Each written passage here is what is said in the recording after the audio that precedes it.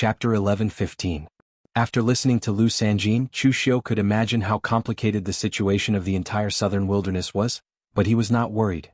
Chu Xiu did not go there to share the burden of Imperial Sky Pavilion. He mainly went to find Ting Chunyu and think about how he should enter High Heaven Sect and meet Dugu Weiwei. Imperial Sky Pavilion did things swiftly and decisively. The next day the news had already reached Li Wuxiang.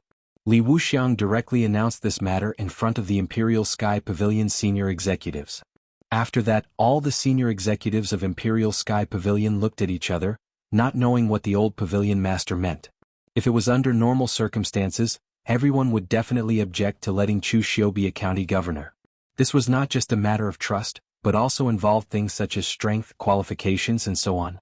Giving this position to an honored guest who had just joined Imperial Sky Pavilion and had reached the true fire spirit refinement realm was simply a joke.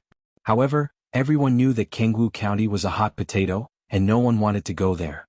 Therefore, after the death of the previous county governor, Li Wuxiang personally went to the southern wilderness and killed a lot of people. Although it could be considered as revenge, he did not choose the position of the next county governor. Now, throwing an honored guest like Chu Xiu over there seemed to be a bit of a trap. Zhong Qiushui also frowned and could not figure it out. At this time, Li Wuxiang turned his head to Zhong Qiushui and asked, "Deputy Pavilion Master, do you have any doubts?" Zhong Qiushui shook his head and said lightly, "No, I agree." Chu Xiu was someone Lu Sanjin had brought along, and Lu Sanjin was the old Pavilion Master's man. He also relied on Li Wuxiang when he did things, so no matter how one looked at it, he and Chu Xiu did not seem to be on the same side. At this time, if Li Wuxiang and others were to send Chu Xiu to Kangwu County to be the county governor, then if Li Wuxiang and others had good intentions, it would be a trap for their own people. He could not be bothered to care. If Li Wuxiang and the others were to play dirty tricks with Chu Xiu, then when Chu Xiu was really miserably cheated, he might be able to pull him to his side. So no matter what, he had no reason to object. Seeing that nobody objected, Li Wuxiang made a decision and said, "All right then, it's decided. After Chu Xiu, he'll be the Imperial Sky Pavilion's Kangwu County's county governor." After saying that, Li Wuxiang called Chu Xiu over alone and gave him some words of encouragement, but they were all just polite words. Li Wuxiang didn't know what to say. From his point of view, the old pavilion master's move seemed to be a scam. However, he didn't know why Chu Xiu would agree to it. Therefore, he could only say some official words to encourage Chu Xiu. In the end, Li Wuxiang passed a token to Chu Xiu and said, "This is the Imperial Sky Pavilion's secret order. At the same time, it represents your identity as the county governor. I've already informed the local cultivators of the Imperial Sky Pavilion in Kangwu County about your resignation. You can also bring some cultivators over to the headquarters. There might not be enough cultivators there." Li Wuxiang was being tactful when he said this. Not only were there not enough cultivators in Kangwu County, but they were also missing more than half of them. During the barbarian riot previously, Kangwu County had already lost a portion of their people. When the Kangwu County's Imperial Sky Pavilion cultivators saw that this place was dangerous, they used all sorts of connections to transfer them back to the headquarters or other counties. In the end, there were only a few people left. Chu Xiu asked, "Is there anyone who's willing to go?" Although Li Wuxiang didn't say it explicitly, Chu Xiu understood what he meant. Li Wuxiang's expression was slightly awkward. He thought about it and said, "Let Lu Sanjin help you pick a few people. It's the sect's order. Even if they don't want to go, they have to go." Lu Sanjin was considered reliable. Li Wuxiang asked him to pick people, so he chose 2 true fire spirit refinement realm cultivators from the Imperial Sky Pavilion's core forces and over 10 real pellet realm cultivators to follow Chu Xiu. These people belonged to Li Wuxiang, the pavilion master. Although the number of people was a little shabby, and they were a little unwilling, they could only grit their teeth and accept the order from the higher-ups. Before leaving, Lu Sanjin called everyone over. He pointed at a tall and sturdy middle-aged man and said, "This is Qin Zhong. He used to guard the Imperial Sky Pavilion for over 50 years. He then pointed at a slightly older old man and said, "This is old Mr. Su Fengshan. He used to follow 6 county governors and is very experienced in handling the affairs of the underworld." Chu Xiu nodded. He could tell from the 2 people that Lu Sanjin had chosen that he was indeed attentive. Although Qin Zhong was a gatekeeper, in reality, how could a person who could guard a top sect like the Imperial Sky Pavilion be an ordinary person? He must be someone with extraordinary looks and strength. This Qin Zhong looked like a piece of good material for a hired thug. As for Su Fengshan, he was clearly an experienced old man in the underworld. Perhaps Lu Sanjin was afraid that Chu Xiu did not have the experience to manage his subordinates and was afraid that he would not be able to control them, so he sent Su Fengshan. The two of them cupped their hands at Chu Xiu and greeted, "Greetings, young Master Chu." Although their attitude was respectful, there was some dissatisfaction in their tone. It was normal when one thought about it. Kangwu County was a fire pit, and whoever went there would be unlucky. They did not want to go in the first place, but now they were forced to jump into the fire pit with Chu Xiu. It would be strange if they were happy. Chu Xiu did not care about those things. He cupped his hands at Lu Sanjin and said, "Brother Lu, I'll take my leave then." Lu Sanjin nodded and said, "Brother Chu, have a safe journey. I wish you success." After leading these people on their journey, Chu Xiu immediately rushed to Kangwu County at the fastest speed possible. Along the way, Qin Zhong and Su Fengshan were not in the mood to talk to Chu Xiu because they were not in a good mood. However, Chu Xiu could not be bothered to talk to them either. He only cared about the journey, which made Qin Zhong and Su Fengshan feel a little uneasy. When it was time to rest at night, Qin Zhong quietly walked to Su Fengshan's side and secretly transmitted his voice. "Elder Su, what do you think this kid is doing? Is it because the higher-ups think highly of him and want him to go to Kangwu County, or is it because someone doesn't like him and wants him to go there?" Su Fengshan scratched his head and said, "This old man can't see it clearly now. Right now, Kangwu County is very chaotic. Everyone knows this. Even heaven and earth mystic realm experts are not willing to go there, let alone others. However, this young Master Chu is said to be the successor of a prime venerable, so his status is naturally noble. There's no reason for the higher-ups to trick a prime venerable's successor. We are all personally chosen by Elder Lu. Judging from his attitude, it doesn't seem like he's being targeted. Strange, really strange." Qin Zhong frowned and said, "Then what should we do? Since we've been singled out to jump into the fire pit, we should have a plan. But look at him, he hasn't even said a word along the way. What is he thinking? He doesn't even know what's going on. I heard that these prime venerable successors have been cultivating in the mountains and forests since they were young. Have their brains gone bad from cultivating?" Su Fengshan said in a low voice, "Be careful with your words. This young master is very close to Elder Lu and is also the successor of a prime venerable. He even defeated High Heaven Sect's Shenyuan Wushuang. His strength and status are not something we can compare with. I know you're a little unhappy about going to Kangwu County, but you should be careful with your words. Don't offend this young Master Chu." Qin Zhong nodded. Although he didn't seem to mind, he still remembered Su Fengshan's advice. Since Chu Xiu wasn't going to say anything, he could only let them speak first. Su Fengshan cautiously walked to Chu Xiu's side and asked, "Young Master Chu, do you have any plans for going to Kangwu County?" Chu Xiu asked in response, "Why do I need a plan? Is there anything I need to plan for in Kangwu County?" Su Fengshan was taken aback. He said, "There are many things. For example, the previous county governor has just passed away, and the position of county governor has been vacant for a few months. The people's hearts are not stable. Also, after the uprising of the barbarians, although Pavilion Master killed a lot of them, there will definitely be others who will cause trouble. Cold River City is so close to Kangwu County. They might come to cause trouble."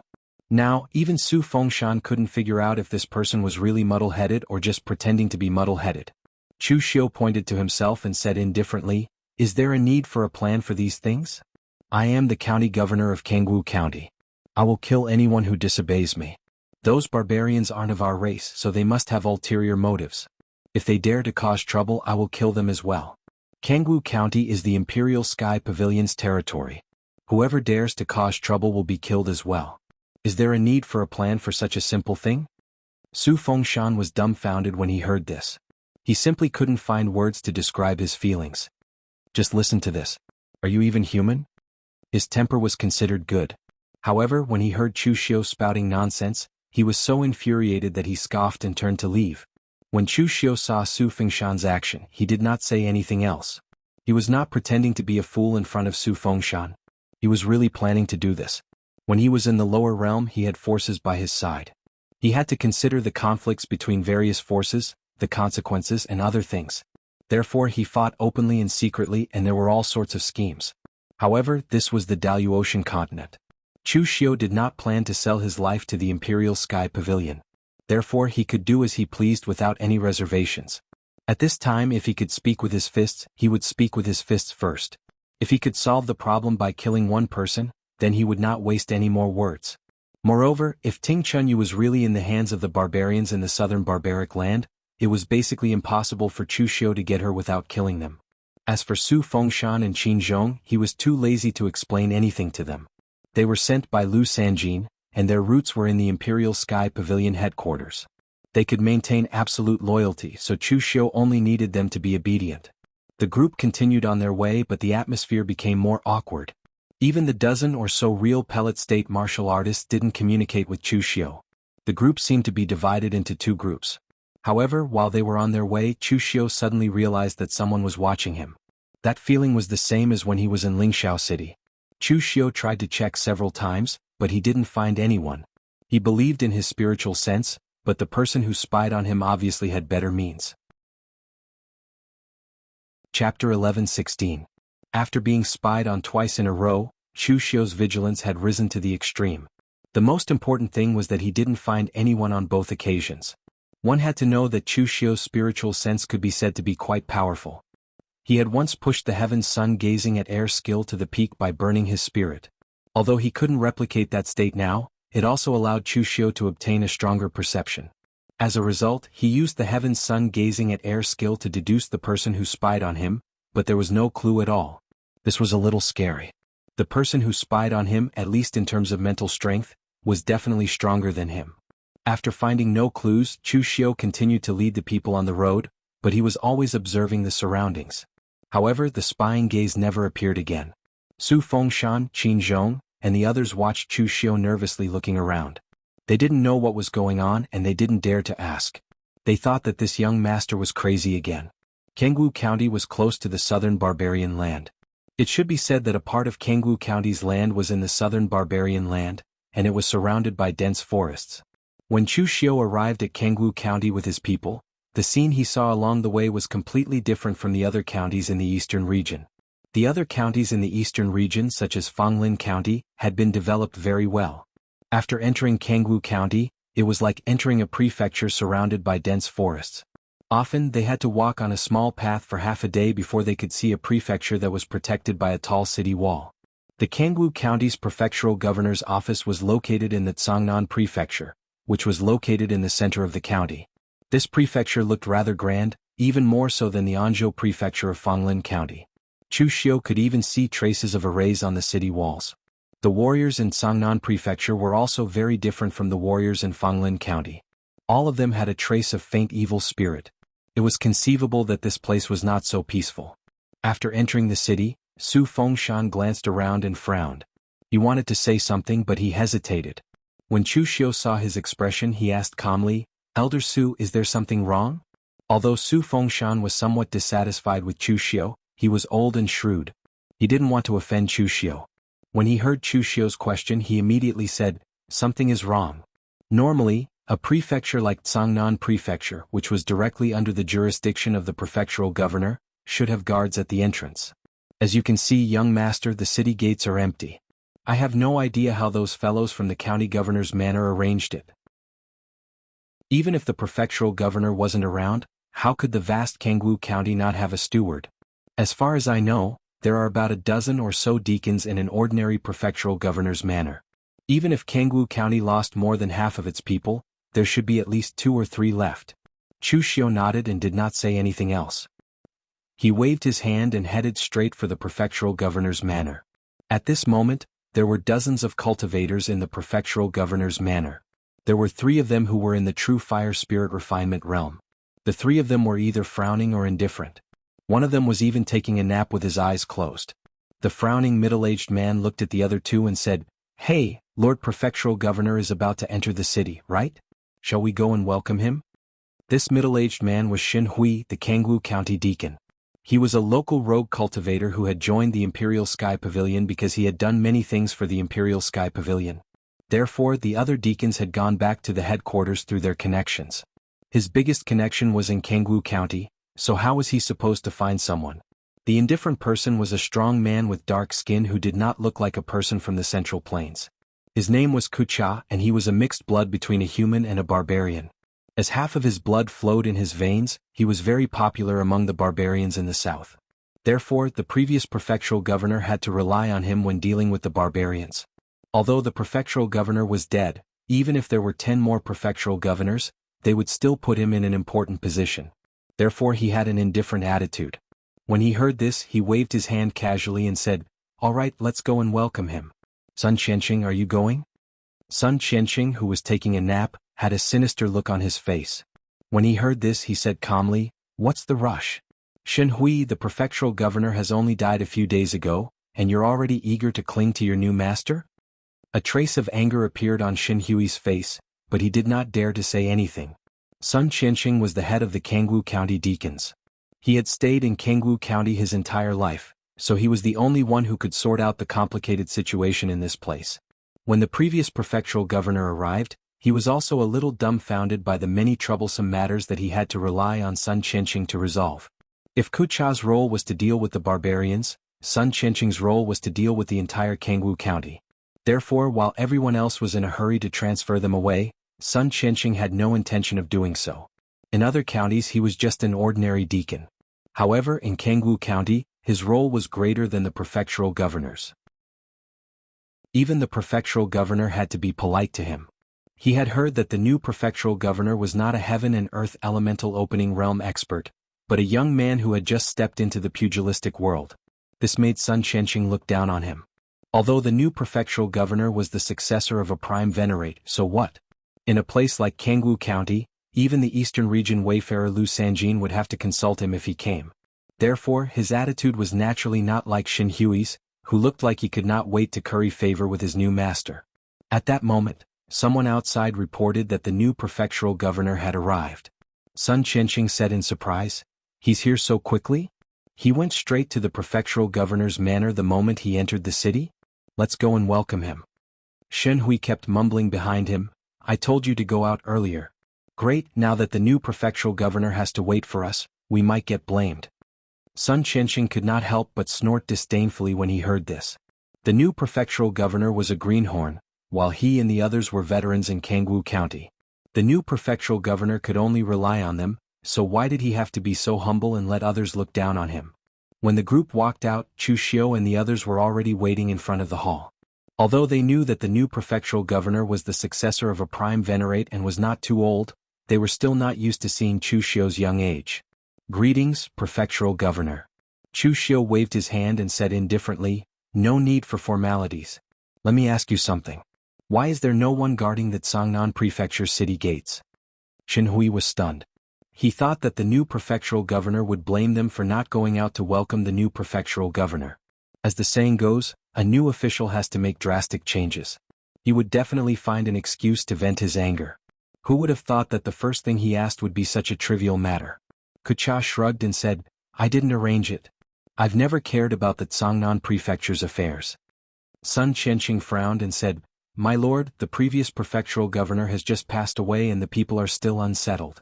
How would they have the time to care about guarding the gates?"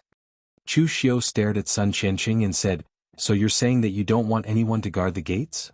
Sun Qianqing snorted coldly and said, "My lord, this isn't a question of whether or not to do so.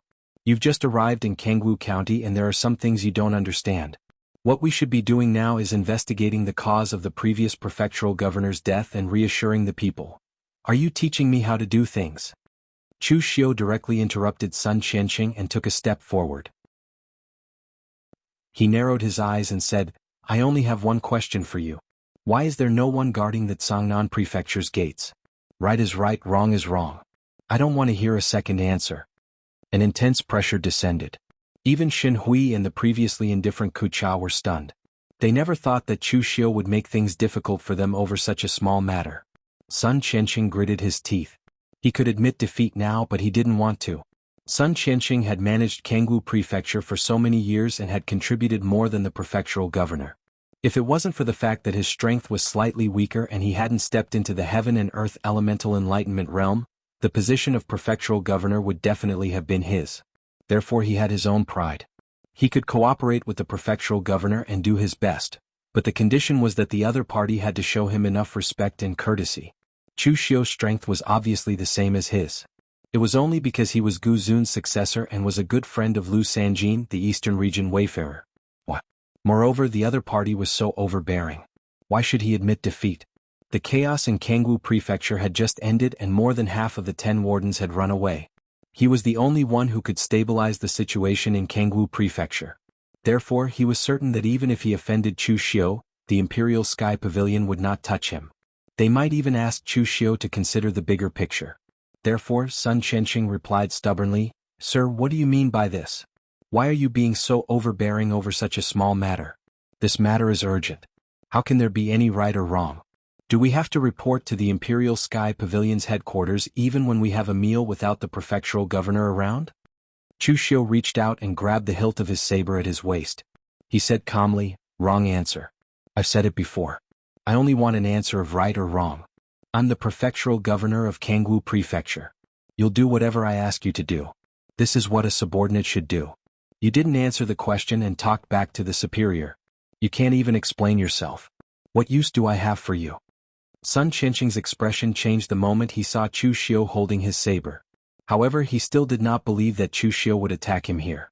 Even among the Daluotian, a person in the true fire spirit refinement realm would be considered an expert. In a large sect he would be a core force like a warden. In the pugilistic world, it would not be a problem for him to establish his own sect like Lin Yazi. In the past, there had been punishments and demotions for prefectural governors to attack their subordinates. However, there had never been anyone like Chu Xiu who attacked him over such a small matter.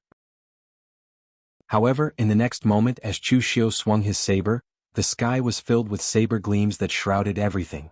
No matter what kind of power or the laws of heaven and earth they were all neatly sliced in half in front of this saber. Sun Qianqing did not even have the time to pick up his weapon. The qi and blood around him erupted and surged. However, before he could fully deploy his defenses, the invincible saber had already landed. His protective qi was torn apart like a piece of paper.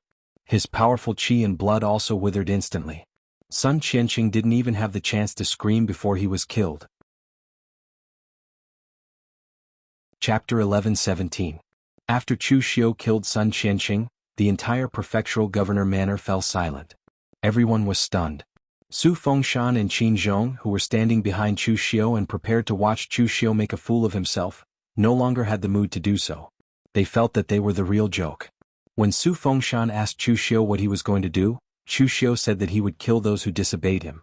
He thought that Chu Xiu was talking nonsense. Now it seemed that Chu Xiu was serious. Sun Qianqing was a capable, influential, and prestigious warden in Kangwu County. Yet Chu Xiu killed him just like that.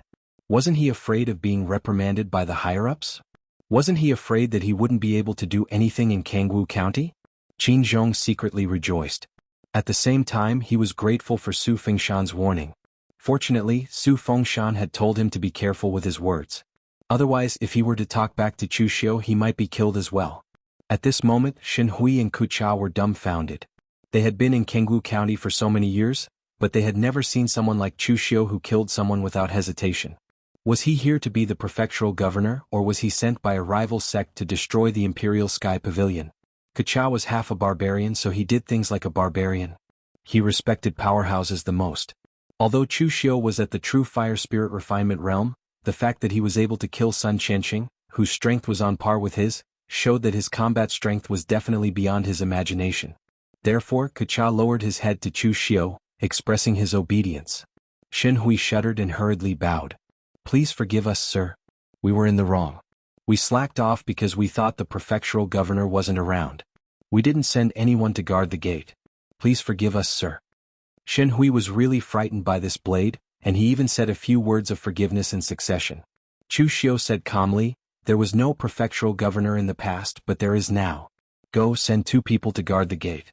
Remember, from now on I am the governor of Kangwu County. I only want one thing, obedience.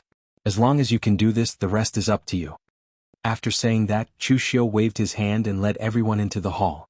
Shen Hui and the others were once again dumbstruck. That was it? That's it? Shen Hui couldn't help but look at Sun Qianqing's corpse on the ground. He shuddered and cursed inwardly. He could now see that what Chu Xiu wanted was very simple, and that was people who were obedient. In the end, Sun Qianqing thought too highly of himself, but he met Chu Xiu, who didn't take him seriously at all. Now he was killed. Sun Qianqing died a wrong death because he had no idea what Chu Xiu wanted. He had only come to Kangwu County to look for Ting Chunyu. The position of county governor was just to use the Imperial Sky Pavilion's name. The development of Kangwoo County had nothing to do with him. What did the previous county governor's death have to do with him at all? Cold River City was eyeing Kangwoo County covetously. As long as they didn't provoke him, he naturally wouldn't provoke them. Since that was the case, what use was Sun Qianqing to him, Chu Xiu? A fellow who couldn't even be obedient was worse than trash. He could only be killed. As for the Imperial Sky Pavilion, Chu Xiu wasn't worried at all. It could be said that the old pavilion master begged him to get his position.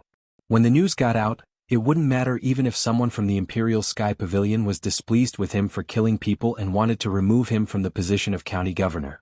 In any case, to Chu Xiu, the time he had to go back and forth was enough for him to get Ting Chunyu. After everyone entered the hall, Chu Xiu looked at them and said calmly, "I'm Chu Xiu. All of you just have to remember one thing. Kangwoo County is under my jurisdiction from now on. That's enough. Now introduce yourselves." The corners of everyone's mouths twitched a little. Among all the county governors in the Imperial Sky Pavilion, perhaps only this lord would use such a peculiar self-introduction. Kucha touched his forehead and bowed at Chu Xiu. This was the barbarian tribe's unique etiquette. He said respectfully, "I'm Kucha. Because half of my blood runs in me, I'm in charge of dealing with the barbarians in Kangwoo County. Of course, to me, no matter which tribe I'm from, I'm just a deacon of the Imperial Sky Pavilion. I'm loyal to the Imperial Sky Pavilion." Shen Hui glanced at Kucha. This fellow didn't have this kind of attitude in the past. He was always indifferent to everything he did. Even when the previous county governor ordered him to do something, he always procrastinated. When had he ever been so respectful? Now that he had encountered a ruthless character, he behaved more obediently than the other. At this moment, Shen Hui also stood up, bowed and said, "I'm Shen Hui. I'm familiar with all aspects of Kangwoo County. I'll do whatever you want me to do, Lord." Chu Xiu nodded. Su Fengshan and Qin Zhong introduced themselves again. After everyone knew each other's names, Chu Xiu then asked, "The Imperial Sky Pavilion said that a saber has appeared in the hands of the barbarian tribe in Kangwoo County. Did you send the news to them?" Everyone was stunned when they heard this. No one had expected Chu Xiu's first question to be about a saber. Sun Qianqing had said that the first thing Chu Xiu should do after taking office was to investigate the real cause of the previous county governor's death. Calming the people's hearts was the most important thing. Although Sun Qianqing was bickering with Chu Xiu, the truth was that it should be like that. However, now that Chu Xiu asked about a saber and did not mention anything about the previous county governor at all, none of them could react. Su Fengshan wanted to remind Chu Xiu, but he swallowed his words when they were at the tip of his tongue. This person could not even be described as obstinate and self-opinionated. He was simply like a tyrant. He would not listen to anything anyone said. All he wanted was obedience. Although everyone present had their doubts, nobody dared to voice them out. Kucha said carefully, "This matter was indeed reported by Kangwoo County. It happened not long before the barbarian riot." Chu Xiu knocked on the table and said, "Tell me about it." Kucha cleared his throat and said, "This is what happened.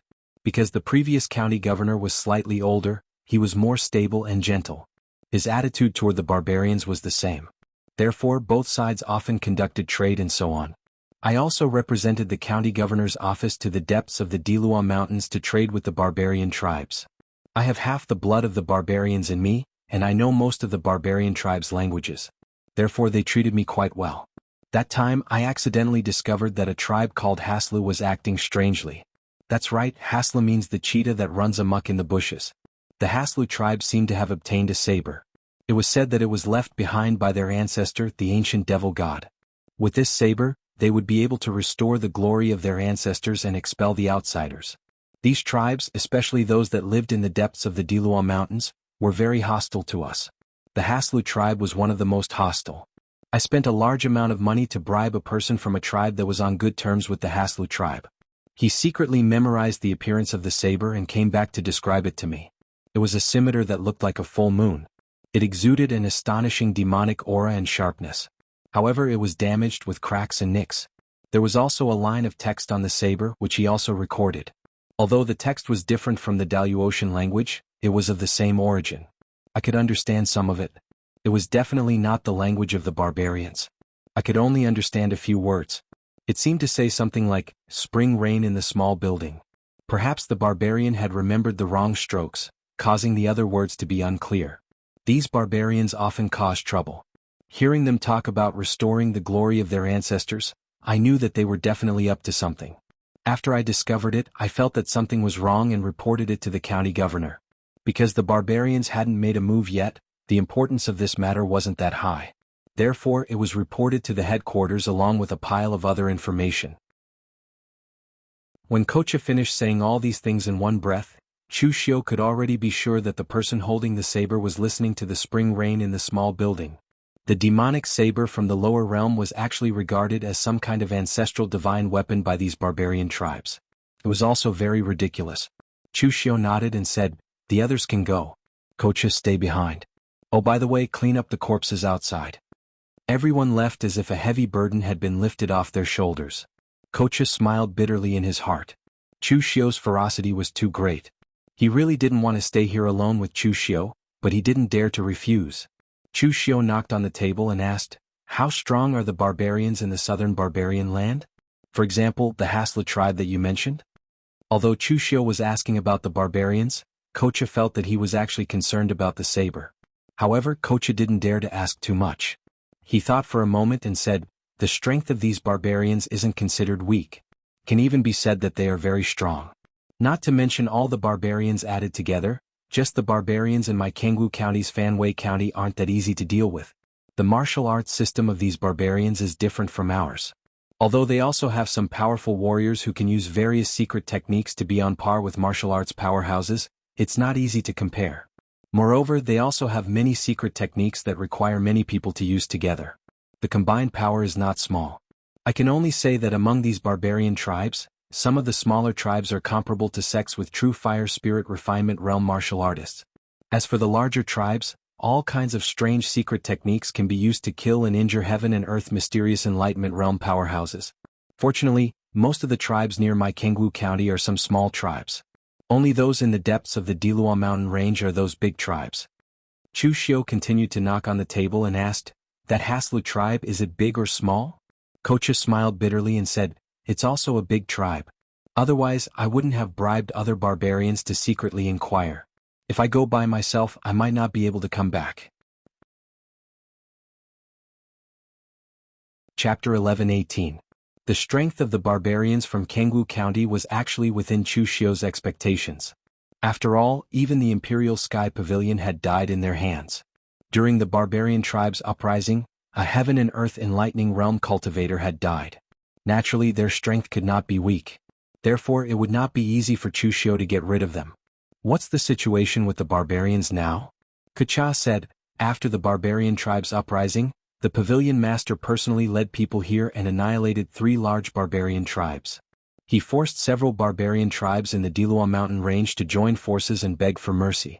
The pavilion master did not want to start a war with the barbarian tribes, so he did not continue to kill them. Since then, the barbarian tribes have become much more well-behaved and have not caused any more trouble. However, all these years they have always been like this. When they become stronger, they will start to cause trouble. After being killed, they will become well-behaved. It's a typical example of people who don't learn their lesson." When Kecha said this, his tone was filled with disdain. He did not seem to think that he was actually a barbarian. Chu Xiu nodded and said, "All right. Tomorrow morning, accompany me to the border of the barbarian tribes to investigate the situation." Kecha smiled bitterly again. It seemed like he was being targeted by this lord. However, he could only nod and agree. On the second day, Chu Xiu gave some instructions to the others and brought Kecha out of the city. This caused everyone to be at a loss for words. This lord was also very capricious. On the second day of his appointment, he left without caring about anything. In reality, what else could Chu Xiu care about? He could not be bothered to come up with strategies for the Imperial Sky Pavilion to increase their strength. This time, there were 2 Imperial Sky Pavilion cultivators guarding the city gate. When they saw Chu Xiu, they quickly saluted him. Chu Xiu walked out of the city gate with Kecha. Just as he was about to let Kecha lead the way, he suddenly felt an extreme sense of danger surging toward him. His body abruptly shifted several hundred feet to the left, and a pitch-black arrow that was burning with world-destroying flames shot toward him at a rapid speed. Triple City Destroying Arrow. Chu Xiu could never have imagined that he would be able to see the Triple City Destroying Arrow in the Daluotian Empire. However, this arrow was a little different from the Triple Link City Destruction Arrow. The power of nirvanic extermination was a little less, and the flames of annihilation had a little more charm, but it was 90% similar. Wherever the arrow passed, any power began to evaporate under the tyrannical world annihilation fire. The person who shot that arrow had definitely reached the heaven and earth profound opening. Chu Xiu dodged the arrow, but for some reason the sense of danger in his heart did not dissipate. In an instant, Chu Xiu's heaven's sun gazing at air was pushed to the extreme. At this moment, Chu Xiu finally saw that the triple annihilation arrow from before was actually an illusion. The world-destroying fire fluctuated in the void, but there was nothing there. The real arrow was less than 100 feet away from him. What a terrifying illusion. At this moment, Chu Xiu was shocked. He cultivated the heaven's sun gazing at air, and his spiritual sense was almost at the peak among those of the same level. Even so, he had been deceived without realizing it. To be more precise, he had not fallen for an illusion, but the person who had made the move had reached the level of materializing illusions into reality. Kecha and the two Imperial Sky Pavilion cultivators who were still at the city gate were also staring at the fake triple city destroying arrow with a look of horror on their faces. The colorless ceiling palm madra shone brightly with Buddhist light, and space distorted. The triple city destroying arrow twisted and exploded under the force of Chu Xiu's madra, but the power it emitted sent Chu Xiu flying more than 100 feet back. It's the heavenly net treasure again. That heretic's cultivation method is really annoying. Ripples appeared in the void, and a monk wearing a black robe embroidered with all kinds of mysterious runes appeared in front of Chu Xiu. He was said to be a monk because he was bald and had a string of pitch-black prayer beads hanging on his body. The other party's strength was indeed at the heaven and earth mystic illumination realm. Moreover, the powerful waves emitted from his body were not weak. At the very least, he was much stronger than Shang Tianliang and Ling Yunzi, who were at the heaven and earth mystic illumination realm. When they saw the appearance of the heaven and earth mystic illumination realm expert, Kecha and the two Imperial Sky Pavilion disciples immediately closed the city gate, activated the formation, and hid on the city wall. At the same time, they immediately went to inform the other Imperial Sky Pavilion cultivators in the city. It was not that they did not want to help Chu Xiu on purpose, but in such a situation with their strength, they would be killed with a single slap from the other party. Chu Xiu had only been appointed on the second day, and his attitude was so overbearing. It would be strange if they were loyal to Chu Xiu. Chu Xiu did not care about them. Instead, he squinted at the strange monk and said, "Who are you? You were the one who spied on me in Lingxiao City. You were also the one who spied on me on the road. I don't remember offending such an expert." The strange monk laughed strangely and said, "I am Moriha, the palace master of the Illusion Sky Emperor Palace of the Sanskrit sect's Vishnu Temple. Kid, I don't care which branch of the primeval venerables you are, and I don't care whether you are the prefectural governor of the Imperial Sky Pavilion or not. Now tell me, where did you get your world annihilation flame?" When he heard that the other party was from the Sanskrit sect, Chu Xiu secretly cursed himself for being careless. There was actually no problem with Chu Xiu's cultivation technique. There was no need to talk about the cultivation techniques from the lower realm. Even if he used Dugu Weiwa's cultivation technique, he would still have an excuse. He could totally say that this was something that the founder of his bloodline had imitated when he fought against Dugu Weiwa. After 500 years of deduction, he had learned it. He planned to know himself and know his enemy, and he would never be defeated. However, Chu Xiu had a special cultivation technique. It belonged to the Sanskrit sect's Shiva Temple's Mahakala Temple's World Annihilation Flame. The Sanskrit sect was still a major sect in the western region, and it was the top existence in the entire Daluotian world. In fact, Chu Xiu had been tricked by the 9 Phoenix Sword sect's records. According to the records, the Daluotian sect's experts would not rashly enter another's territory. One reason was that the Daluotian world was vast, and the other was that it was easy to cause unnecessary misunderstandings. Who would have thought that Chu Xiu would be so coincidental? The eastern and western regions were so far apart, but there were people from the Sanskrit sect here to observe the ceremony, and they just happened to see Chu Xiu use the world annihilation flame. Chu Xiu said in a deep voice, attacking without even asking, "Is this the style of your Sanskrit sect? My ancestor was very famous before the ancient calamity, and he had interacted with many experts and exchanged cultivation techniques. What's so strange about knowing your Sanskrit sect's world annihilation flame? That was given to my ancestor by your Sanskrit sect's ancestor." Moriha's face darkened and he scolded, "Bullshit. The Mahakala Temple was built by my Sanskrit sect to deal with the life transformation pavilion of the heavenly Luo Treasure Temple 5,000 years ago. The world annihilation flame was also created to restrain the pure lotus Buddha light of the life transformation pavilion. Could it be that your ancestor could travel through time and learn the world annihilation flame 5,000 years later? Chu Xiu fell silent. It was very embarrassing to be exposed. Morihei said coldly, "Tell me, where did your world annihilation flame come from? Since 500 years ago, since the Mahakala temple disappeared, the inheritance of the world annihilation flame has only been in the hands of a few people in my Sanskrit sect, and it's impossible for it to be leaked. Tell me, did you discover the Mahakala temple? I advise you to tell me obediently, or else when I cripple your cultivation and drag you into the god-bewitching realm, that feeling of sinking into a boundless purgatory won't feel good. Don't think that I won't dare to touch you just because you're the successor of Primogenitor and the Imperial Heaven Pavilion's prefectural governor. My Sanskrit sect has been investigating the whereabouts of the Mahakala temple for 500 years, and I've also taken over this matter for 100 years. Anyone who tries to stop me will be the enemy of my Sanskrit sect. It's not like my Sanskrit sect hasn't killed martial immortals before. Ever since 500 years ago, the Mahakala temple took the clues found by their Sanskrit sect, bypassed the few large sects in the southern region, and tried to enter the legendary ancestral land. They never returned, and there were no signs of life. The Sanskrit sect investigated this matter for 500 years, and the final result was that the Mahakala temple didn't perish in the hands of the few large sects in the southern region, nor did it perish in the hands of the barbarian race. Before attempting to enter the ancestral land, they even contacted the Sanskrit sect once, but there were no signs of life after that, and they disappeared without a trace. No one knew if they had successfully entered the ancestral land, or if some other accident had happened. The Mahakala temple carried the missions of the Sanskrit sect, as well as all kinds of secrets regarding the ancestral land, so even after 500 years, the Sanskrit sect didn't give up on searching for the Mahakala temple.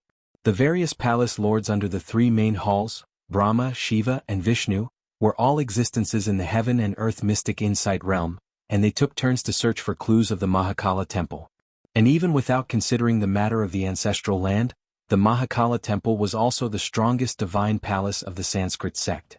Back then, the Sanskrit sect was severely suppressed by the heavenly Luo Buddha, so the experts of the Shiva palace, who had the strongest battle power, joined hands and researched the world-extinguishing fire, and created the Mahakala temple to restrain the heavenly Luo Buddha's purifying lotus light.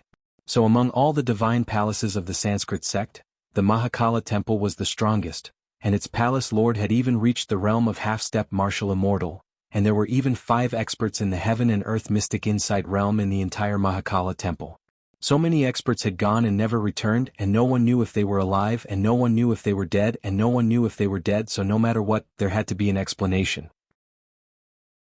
Morihei had already taken over this matter for more than 100 years, and he had more or less visited the 4 regions of the north, south, east, and west, but he still didn't have any clues, so he was already prepared to return to the western region to take over this matter.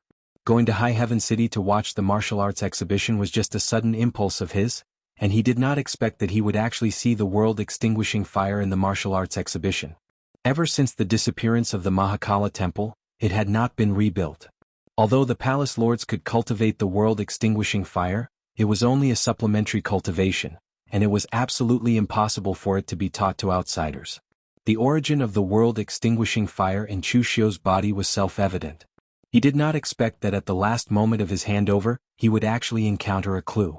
This was an opportunity that the heavens had given to him, Morihei. After leaving High Heaven sect, he had secretly followed Chu Xiu, but because there were people from the Imperial Sky Pavilion around, it was not easy for him to make a move.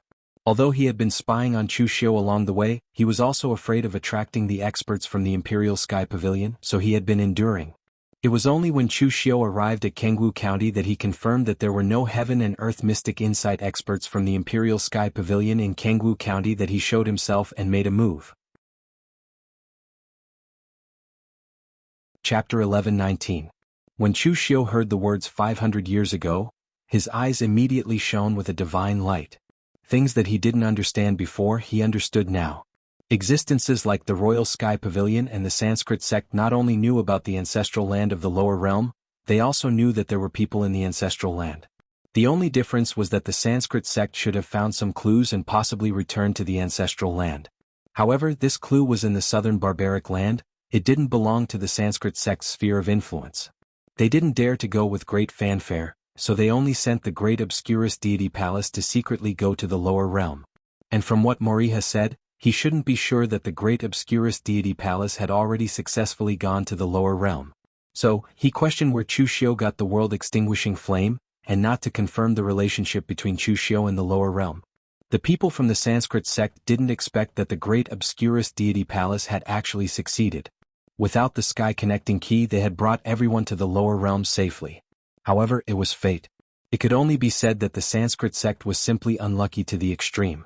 If the great Obscurus deity Palace had descended a bit later and encountered the Kunlun devil cult being annihilated, the righteous path of martial arts had suffered great losses, and the heavenly gates had been almost killed by Dugu Weiwei, the great Obscurus deity Palace would have been an invincible existence. A half-step martial immortal and 5 profound understanding realm experts were enough to dominate the pugilistic world of that era. And if the great Obscurus deity Palace had descended a bit earlier and missed the period of the rise of the Kunlun devil cult, as long as they didn't provoke the heavenly gates or the righteous path of martial arts, nothing would have happened. In the end, the great Obscurus deity Palace had chosen the most coincidental time to descend. The Kunlun devil cult was at its peak, Dugu Weiwei dominated the pugilistic world, Ning Xuanji was peerless, and the righteous path of martial arts also produced many experts. That period of time was the most chaotic period in the pugilistic world, but it was also the strongest period. There were many people who could defeat the great Obscurus deity Palace. It could only be said that they were unlucky. At this time, Chu Xiu also thought of something that he had neglected before. Chu Xiu had been pondering over how to return to the lower realm. In the beginning, Chu Xiu had placed his hopes on the heavenly gates.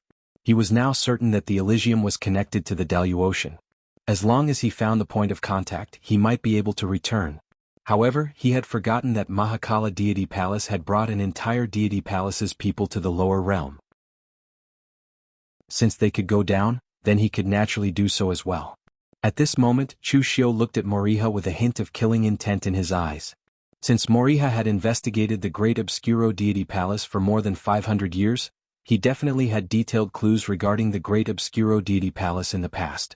If he were to get rid of him, he might be able to obtain the clue that Mahakala deity Palace had gone to the lower realms in the past.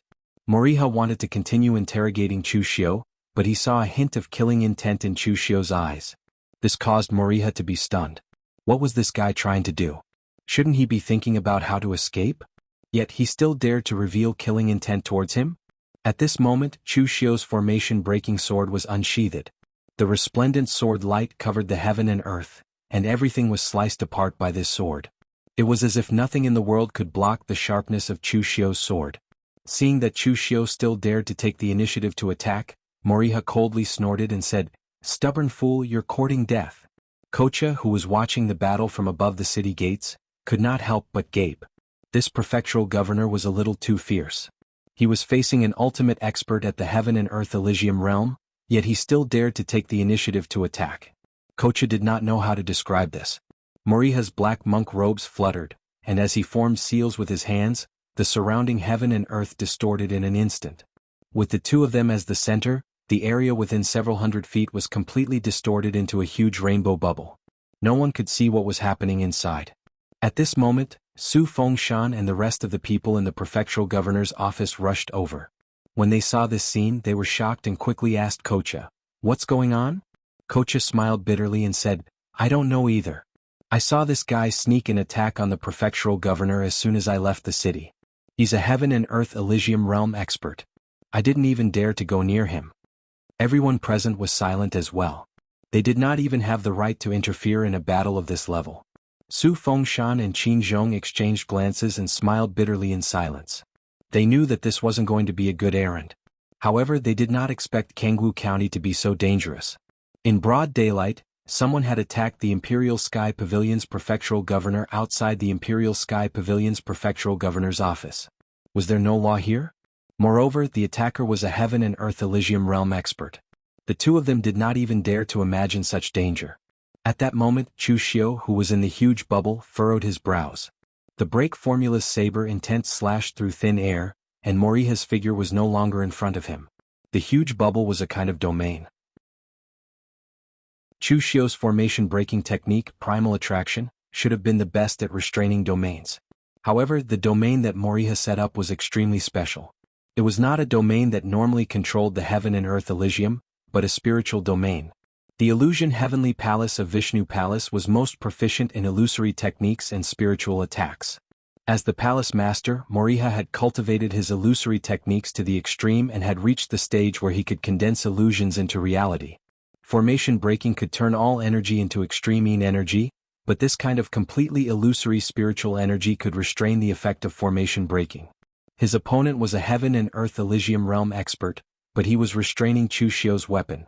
At this moment, Chu Xiu was already at a disadvantage. Moriha's figure appeared around Chu Xiu, in all directions as if there were thousands of incarnations.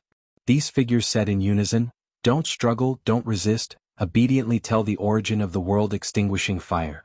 In this place, the sky is high and the emperor is far away, no one will come to save you." Countless voices opened their mouths at the same time. It was like a devil's voice piercing the ears, resounding in Chu Xiu's mind, shaking his head until it hurt. Letting out a long breath, Chu Xiu raised the heaven's sun, gazing at air to the extreme. The figures in front of him began to blur and distort, and only one figure was the clearest. The next moment, the misty slash fell and time and space were frozen. That figure was also frozen in the void by the misty slash. When Chu Xiu's saber fell, he suddenly felt that something was wrong. In the next moment, the saber momentum reversed, and a black lotus had appeared under Chu Xiu's feet. The black lotus bloomed, and the lotus petals were like hot blades. They were stained with the world-extinguishing fire and surged towards Chu Xiu. The misty slash blocked the lotus petals. At the same time, Chu Xiu's body also bloomed with wisps of world-extinguishing fire. He used the world-extinguishing fire to deal with the world-extinguishing fire, extinguishing it. However, compared to Chu Xiu's world-extinguishing fire, Moriha's world-extinguishing fire had a trace of spiritual pressure that could melt the soul. After all, he was a supreme expert in the ethereal enlightenment realm.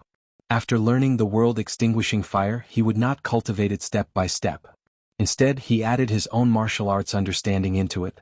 Your reaction is quite fast. I can feel that you have cultivated a spiritual secret technique of the Taoist lineage. TSK, cultivating the three lineages of Taoism, Buddhism, and demonic at the same time. Who exactly is your lineage? Unfortunately, no matter how much you know, it's useless. Is it real or fake? Is it an illusion or is it real? How can you be sure that what you see is real? The figure that Chu Xiu had locked onto began to blur. It completely distorted and disappeared, while Moriha's figure appeared in another direction, looking at him with a faint smile. Seeing this scene, Chu Xiu's heart immediately sank. Moriha could be said to be the most troublesome enemy he had ever encountered. With Chu Xiu's current strength, even if Chu Xiu went to the lower realm to fight with Su Ci, Rama, and the others, Chu Xiu would still dare to take action. He also had the strength to fight. Moriha's strength and foundation might not be as good as Su Ci and Rama's, but with his strange illusory technique, few warriors of the same level could match him. To be more precise, it should be said that there was no way to deal with him. Moriha waved his hand and in the entire space, countless black lotuses bloomed. In each black lotus, there was a world annihilation flame. The densely packed black lotuses surged towards Chu Xiu. Right now he couldn't tell if these things were real or fake. Chu Xiu snorted coldly. He formed a seal with his hand, and the Buddha Dharma idol appeared behind him. On the left side of the Buddha Dharma idol was solemn and dignified. Buddha's light shone and Vairocana shone through the ages. On the right side there was a furious and ferocious Mahakala demon god with 3 eyes, destroying the world. In an instant, the scorching Buddha's light and the cold world annihilation flames spread out in all directions. That power even caused Moriha's expression to change slightly. He had actually combined the world annihilation flame with a Buddhist cultivation method. This was definitely not something that could be done overnight. At this moment, Moriha had a faint guess in his heart. Something must have happened to the people of Mahakala Demon God Palace, but they were discovered by the ancestral master of this kid's faction and obtained the world annihilation flame. After many years of research, he had reached this level. He did not suspect that this was created by Chu Xiu. How old was this kid? How could he fuse the power of 2 attributes so perfectly? But so what if he was a Guzun? A Guzun in the martial immortal realm was indeed an existence that the large sects were not willing to provoke. However, the premise was that there was no conflict of interest between them. Now that Chu Xiu's faction had clues about Mahakala Demon God Palace in their hands, even if his master was a Guzun, the Sanskrit sect must force the truth out of him. At this moment, under the burning power of Vairocana demon god and Mahakala demon god, the endless black lotuses had already disappeared. However, these things were all fake. Everything was fake. Chu Xiu's attack was simply a waste of energy. Moriha smiled proudly. Just as he was about to say something, he suddenly discovered that a crack had been torn in his domain. The sky wept and blood rain suddenly descended. Chapter 11:20. Moriha's illusion was so powerful that even Chu Xiu could not do anything about it. It seemed real and illusory. You thought it was fake, but it turned out to be real. You thought it was real, but it turned out to be fake.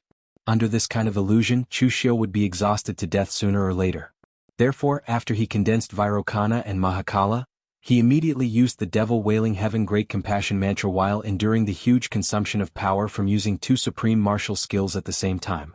The power of the Great Compassion mantra came from the extreme malice and all kinds of negative forces in the world. Any illusion was meaningless in front of it. When the sky cried and blood rain fell, everything had nowhere to hide. Looking at the demonic image in the air tearing apart the heavens and earth and grabbing at him, Moriha smiled coldly and said, "Using two supreme martial techniques at the same time, your physical body is very strong to actually be able to withstand this kind of impact. But do you really think that I'm only good at illusion and can't compete with the warriors of the same level in other areas?" As Moriha's voice fell, a chaotic fog shrouded his whole body and stretched for hundreds of feet. Like a giant python, it wrapped around the devil's arm.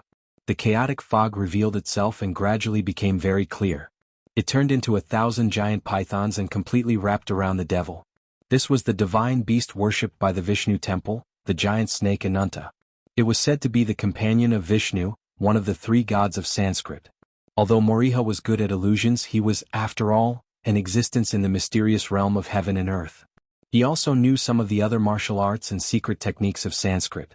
Even if the power of the Great Compassion mantra was tricky, it would not be able to hurt him. But at this moment, Chu Xiu's body suddenly burst out with boundless qi and blood. A blood pillar shot up to the sky. He actually directly used the blood demon transformation technique and slashed at Moriha crazily with the formation breaking tool in his hand. Taking advantage of the Devil Wailing Heaven Great Compassion mantra tearing the illusion, Chu Xiu could only take advantage of this time to pose a threat to Moriha. Moriha frowned. He could see that Chu Xiu wanted to fight with his life, but in fact he did not want to fight with his life. It was not that he was afraid of death. He did not believe that Chu Xiu could pose a threat to him. He was worried that Chu Xiu would die. He still wanted to force the whereabouts of the Mahakala palace from Chu Xiu. If Chu Xiu died, how could he do that? Therefore, Moriha could only try his best to resist the pressure of the demon god's giant hand formed by the Great Compassion mantra while resisting Chu Xiu. He could not be too heavy-handed because he was afraid that if he really killed Chu Xiu, his only clue would be gone.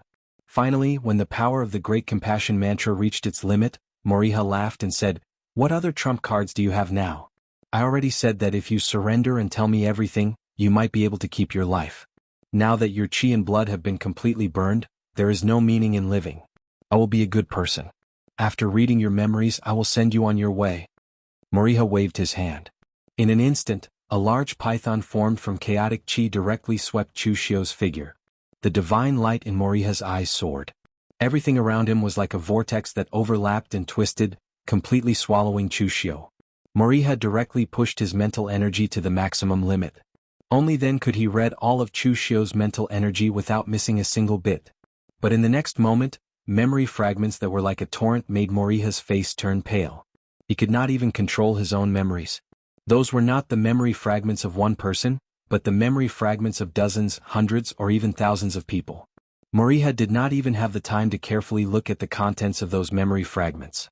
If not for his extremely strong mental energy, he might have been shocked into an idiot in an instant. How is this possible? This is absolutely impossible. How can there be so many memory fragments of people in a person's mind? At this time, Chu Xiu, who was shrouded by the vortex, showed a strange smile to Moriha. "But I am not human."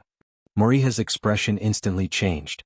However, before he could react, a long saber with a deep demonic aura had already pierced through his heart from the back and pierced through his entire body.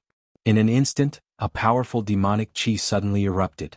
Together with the sharpness of the saber, it tore Moriha's meridians, leaving him no chance of survival. Even though his vitality was completely cut off, Moriha still relied on his powerful mental energy to turn his head. Looking at the pale Chu Xiu behind him, he widened his eyes and said in a hoarse voice, "When did it start?" "You said it. What's real and what's fake, like an illusion yet real? Tell me, when did it start?" Before Moriha could speak, Chu Xiu's hand bloomed with a strong power of nirvanic extermination, completely killing all of Moriha's vitality.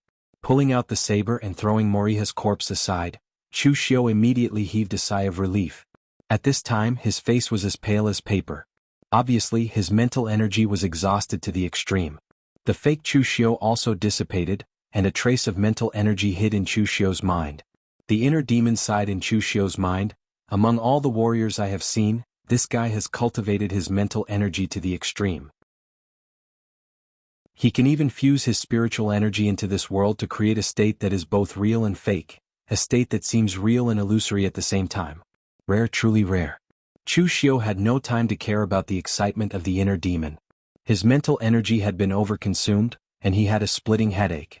It was even more serious than the sequela of burning his qi and blood. In Chu Xiu's opinion, the danger of this battle was second only to the time when he faced Jun Wuxian's head-piercing 7 arrows.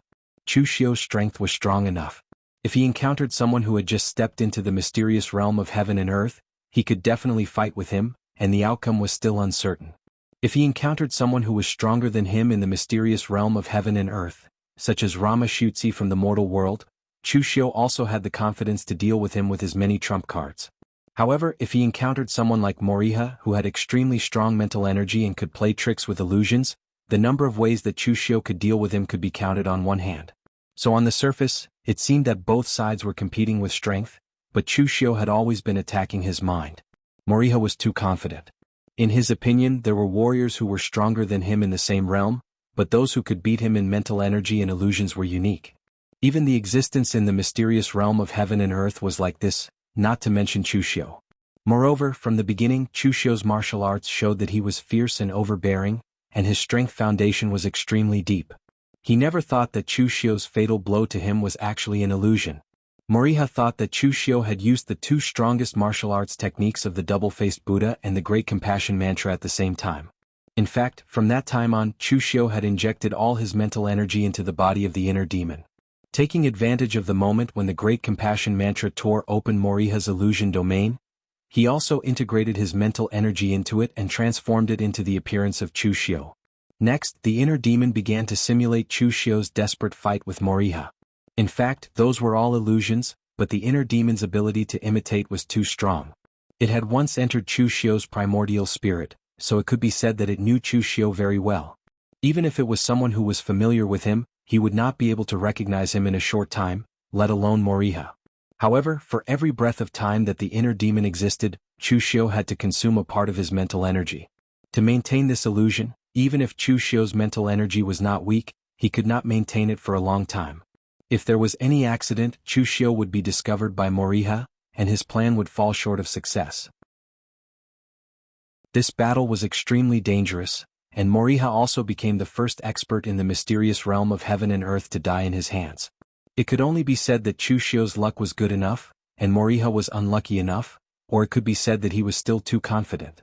Perhaps in Moriha's view, to deal with Chu Xiu, a warrior in the true fire spiritual refinement realm, he could do it himself, and there was no need to go back to Sanskrit to find someone. If Moriha was cautious and returned to Sanskrit to gather a group of experts before taking action, Chu Xiu really would not have a chance to fight at all. After resting for dozens of breaths, the pain in Chu Xiu's mind eased a little. He carried Moriha's body back to Tsangnan Mansion.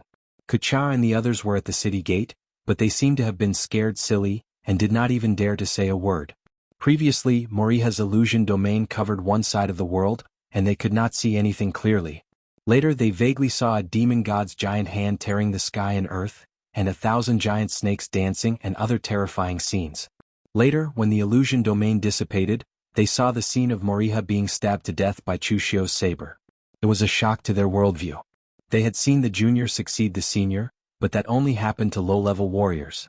But now, Chu Xiu actually stabbed a heaven and earth mysterious realm expert to death in front of them, which shocked them so much that they were speechless. Now there was no one who was not convinced by Chu Xiu. Although the former prefectural governor was also in the heaven and earth mysterious realm, he was already old, and it was still unknown whether he could kill a warrior of the same level. But Chu Xiu, with the cultivation of the true fire spiritual refinement realm, killed a heaven and earth mysterious realm expert in front of them. This show of power was simply 10,000 times better than when Chu Xiu killed Sun Qianqing with his saber. At the same time, they also silently mourned for him in their hearts. If Sun Qianqing had seen this scene today, he would definitely not go against Chu Xiu. Even if Chu Xiu told him that ice was hot and fire was cold, and that his wife was discussing the philosophy of life with other men at home, he would not hesitate to believe it. However, Su Fengshan and Qin Zhong trembled even more. What kind of place was Kangwu County? Even a heaven and earth mysterious realm expert could make a move casually, and he could even be killed easily. They would be experts in other places, but they were really nothing here. When Chu Xiu dragged the corpse into the city, everyone instinctively took a step back, and fear appeared in their eyes. Looking at them, Chu Xiu said calmly, "This person is an enemy of mine, and he's here to avenge a personal grudge. This has nothing to do with the Imperial Sky Pavilion or Kangwu County. Don't worry." Chapter 11:21. It would be troublesome for Chu Xiu to kill a palace lord of the Sanskrit sect in front of everyone, but he was not worried. His title as the successor of the primogenitor was very useful. Anything could be explained away with a personal grudge. One should not think that the inheritance of the primogenitor was something that appeared out of thin air and would not be tainted by any karma. Even if one had never stepped out of the pugilistic world, karma from 10,000 years ago would still find one. Moreover, this matter wouldn't spread out so quickly. Moriha did not report this matter to the Sanskrit sect, so they did not know that Chu Xiu was related to the Mahakala Palace for the time being. Moreover, Su Fengshan and the others would not spread the news. This was not because they were loyal but because they could not. Kangwu County was very far from the headquarters of the Imperial Sky Pavilion, so they would only send a message every once in a while. Sending a message required the use of a formation, and the only thing that could activate the formation was the prefectural governor's warrant. Therefore, they needed Chu Xiu's permission to send any message, unless they used other channels to slowly send it out. Su Fengshan and the others looked at each other and did not say a word. They dispersed quietly. They could more or less recognize that the person who was killed was probably someone from the Sanskrit sect. However, the Sanskrit sect was far away in the western region, so what did it have to do with them? They were getting more and more confused about Chu Xiu, so it was best for them not to say anything about this matter. After returning to the prefectural governor's residence, Chu Xiu did not immediately check what was on Moriha's body. Instead, he went into seclusion to recover his overdrawn mental energy. In the Daluotian territory, Chu Xiu did not have anyone he could trust, unlike in the lower realm where he had trusted aides like Mei Qinglian to protect him. Therefore, Chu Xiu had to maintain his peak condition at all times to be able to deal with all kinds of accidents. It took Chu Xiu 3 whole days to recover 80% of his overdrawn mental strength. As for the remaining 20%, he just needed to recuperate for a period of time. After rummaging through Moriha's body, Chu Xiu took out a secret space box and carefully opened it. However, there was no protection in it. Moriha was a very confident person. Perhaps it could be said that he was very conceited. He didn't believe that anyone could kill him and steal his secret space box, so he didn't put any protection on it. By the time Chu Xiu had picked out all kinds of elixirs, materials and other messy things, he was dumbfounded when he saw some of the written records. It was all written in Sanskrit, which he could not understand. However, what was more convenient for the Daluotian compared to the lower realm was that the various legacies had not been severed, so it was much easier to find something. Chu Xiu asked Su Fengshan to find him some Sanskrit reference books and began to decipher them word by word. Some of Moriha's ancient books were cultivation methods, but Chu Xiu was not interested. He only familiarized himself with them. Moriha's personal characteristics in the cultivation of illusion were too strong. Not everyone who cultivated a cultivation method to the heaven and earth mysterious realm could have Moriha's attainments in illusion. His heart demon was very interested in it, so Chu Xiu put it aside and released a touch of mental strength to let his heart demon check the contents. After filtering out some other messy things, Chu Xiu finally found what he wanted. It was a detailed record of how Sanskrit discovered the ancestral land 500 years ago and why they sent Mahakala deity palace into the ancestral land. The root of all this actually came from an accident. Sanskrit had once killed a rogue cultivator from the southern barbarian land. The other party was like Kocha, a half-human and half-barbarian mixed blood. Originally it was just a personal grudge, but later Sanskrit found some interesting things on him. There were many things on him that did not belong to him, but belonged to the legendary ancestral land. But he was already dead, so Sanskrit could only rely on that generation's illusion celestial palace to take the initiative to extract a few useful fragments from his dissipated primordial spirit. The content of the fragment was that he was originally a mixed blood of two races, was bullied and was expelled from his tribe. In the end he accidentally discovered a place. Although the vitality was not as rich as that of the Daluocean, there were many Daluocean things that were already extinct. So he relied on the things in that place to trade with the outside world, in exchange for various cultivation resources, all the way to where he was now. That person grew up in the barbarian land, so he did not know the existence of the ancestral land, nor did he know where he went. But Sanskrit knew very well. 500 years ago, Sanskrit was still suppressed by the heavenly Luo treasure temple, and even to an extremely miserable state. So Sanskrit decided to send Mahakala deity palace to the southern barbarian land to find that place, to see if they could enter the ancestral land and bring back the origin. Chu Xiu raised his eyebrows lightly. This was the second time he saw this phrase. Previously, in the primitive demon cave he saw the image left behind by Dugu Weiwei, and Dugu Weiwei had also searched for the origin in the primitive demon cave. Now, was the origin that Sanskrit was searching for the same thing that Dugu Weiwei wanted? Chu Xiu continued to read. The next part was much simpler. Sanskrit only extracted a simple location from the primordial spirit fragment, and the rest had to be found by Mahakala deity palace themselves. The last contact between Mahakala deity palace and Sanskrit was before they entered the ancestral land. They told Sanskrit that they had successfully found a clue to enter the ancestral land, but in the end there was nothing. There was no contact, and even the karma on their bodies had disappeared. That generation's Lord of Vishnu Palace had once personally deduced their clues, but in the end there was no harvest at all. It was as if those people from Mahakala deity palace had never appeared in this world. After putting away these information records and other things, Chu Xiu let out a long breath. He closed his eyes slightly, and countless plans and conjectures flashed through his mind. Moriha thought that Chu Xiu was his opportunity, but in fact for Chu Xiu he was Chu Xiu's opportunity. Previously, Chu Xiu was still thinking about how to find the connection between the heavenly gates and the lower realm, but now it seemed that there was no need for that. He had found a better way to return to the lower realm. Although there was no record of how Mahakala deity palace finally found that place, since Mahakala deity palace could find it, so could he, Chu Xiu. In particular, Mahakala deity palace had to quietly come to the southern barbarian land from the western region, and this Kangwu county was under the jurisdiction of Chu Xiu. It was undoubtedly more convenient for him to make a move than Mahakala deity palace. After resting in the prefectural governor's mansion for a few days, Chu Xiu called Kocha and prepared to go to the border of the barbarian tribe to observe again. This time, when Kocha followed behind Chu Xiu out of the city, he was obviously a tall and mighty man, but in the end he was like a thief looking around vigilantly for fear that another expert would attack and kill Chu Xiu. He did not want to implicate him again. He was really scared. Fortunately, this time it was still safe and there were no more accidents. The place with the most barbarian tribe in Kangwu County was the junction of the southern and Dilua mountain range. There was an abandoned prefecture called Nen Prefecture there, and there was no one managing it. There were no decent martial arts forces there, but there were many warriors and barbarian tribe members, because this was the place where the barbarian tribe and the human race conducted business. Stepping into the Nan Prefecture, it was noisy.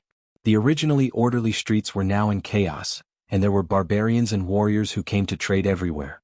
This was the first time that Chu Xiu saw these so-called barbarian tribe members. Their appearance was very different from the people of the Central Plains, and also different from the people of the western region of the lower domain. All of them had dark skin, tall statures and prominent facial features. Their exposed skin and faces were also tattooed with all kinds of strange patterns and characters.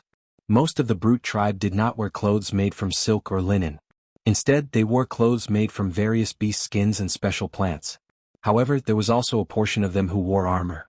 Judging from the appearance of those armors, one could tell that they were definitely created by the equipment refiners of great overarching heaven. Chu Xiu could feel power in the bodies of these barbarian tribe members. Some of them had pure physical strength and some of them had a very mysterious power in their bodies. It was not qi, but it was somewhat similar to the yuan qi of heaven and earth, so it was difficult to judge their strength. Kocha seemed to be very famous here and there were many people who knew him. When the barbarian tribe members faced the Daluocean warriors, even if they were just trading with them, their expressions would be fierce and fierce. But when it was Kocha's turn to greet them, these barbarian tribe members laughed heartily, appearing very hearty. Chu Xiu said, I didn't expect you to be so popular here. Kocha hurriedly said, the barbarian tribe is very xenophobic. It's because I have half barbarian blood in me and I'm proficient in their language, and because of the previous governor's conciliatory policies, which brought them many benefits, that's why I'm able to get this kind of attitude from them. Chu Xiu strolled on the streets as he asked, what are most of the barbarian tribe members who come here to trade? Kocha said, most of them are people from small tribes who come here to trade in exchange for some random things. There are really big tribes, but those big tribes usually get in touch with middlemen in advance and directly trade with the sections. They won't set up stalls on the streets casually. Actually, this is what I used to do in the past, representing the Imperial Sky Pavilion to trade with the big tribes of the barbarian tribe. Chu Xiu nodded. He seemed to be casually strolling around the entire South Peace Prefecture, but he was actually carefully observing the barbarian tribe's way of doing things as well as their expressions and so on. If you love someone, you need to understand them deeply. If you want to deal with someone, you also need to understand them deeply. In fact, most of the time, as long as the conditions were right, Chu Xiu liked to plan before taking action. Kocha continued to stroll behind Chu Xiu. He didn't dare to ask what Chu Xiu was thinking. Right now, he definitely feared Chu Xiu more than he respected him. After strolling around the entire South Peace Prefecture, Chu Xiu and Kocha went to the Imperial Sky Pavilion's temporary encampment in South Peace Prefecture to rest. Chu Xiu called out to Kocha, who was about to prepare a meal, and suddenly asked, tell me, if I want to destroy all the barbarian tribe in South Peace Prefecture, what should I do? When he heard this, Kocha's legs turned to jelly. Chapter 11:22. Kocha really could not figure out what Chu Xiu was thinking. Previously, he did not care about the previous prefectural governor's death and was instead concerned about the saber. Now, he actually wanted to kill all the barbarians in Kangwu County. What exactly was he trying to do? Kocha replied cautiously, my lord, that's impossible. Although these barbarian tribes seemed to be very loose and fought with each other, but in the face of foreign enemies, they were still very united. These are not the only barbarian tribes in Kangwu County that we saw. There are many more barbarian tribes in the depths of the Dilua Mountains. Even when the pavilion master came and ruthlessly destroyed a few tribes, in the blink of an eye, a few more tribes from the Dilua Mountains migrated over and filled the gap. Moreover, if we kill too many of them, the barbarian powerhouses hidden in the depths of the mountains will also make a move. By then, the situation might be even worse. It's not something that the Imperial Sky Pavilion can handle alone. Chu Xiu nodded and gestured for Kocha to take a seat. He said calmly, there's no hurry to eat. Let me ask you about the details of these barbarians first. Kocha hurriedly said, don't worry, sir. I'll definitely tell you everything I know. Chu Xiu asked, I heard that you stayed with the barbarian tribes for a period of time. What do you think they want?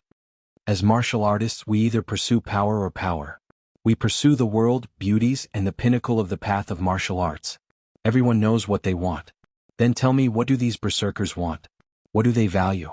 Kocha was stunned when he heard Chu Xiu's question. This was because Chu Xiu's perspective was very novel.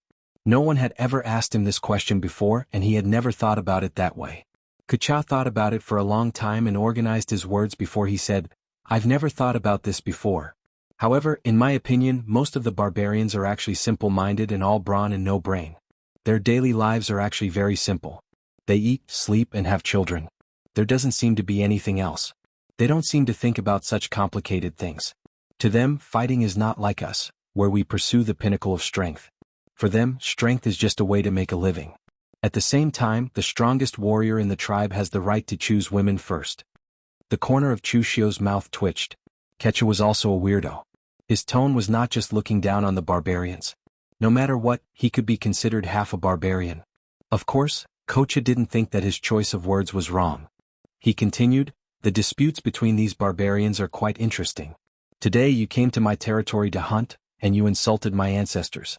Anyway, it's all just a small matter. If we were to ask what they valued the most, it would be their ancestors and God. Ancestors and God. Kocha nodded and said, the barbarians respect their ancestors, the ones who founded their tribe. They believe that their ancestors obtained the divine oracle and obtained the power to establish their tribe. As for God, the gods they worship are generally all sorts of messy existences. Earth, wind, water, fire, rain, dew, all sorts of ferocious beasts and fierce beasts. In any case, they believe that anything can become a god. However, I have read in the records of the Royal Sky Pavilion that some of the messy gods they worship are not made up. When my ancestors first arrived in the Daluotian continent, they had killed many extremely powerful ferocious beasts, as well as all sorts of strange and mysterious existences born from the world. Even martial immortal level experts would have to join hands in order to kill them.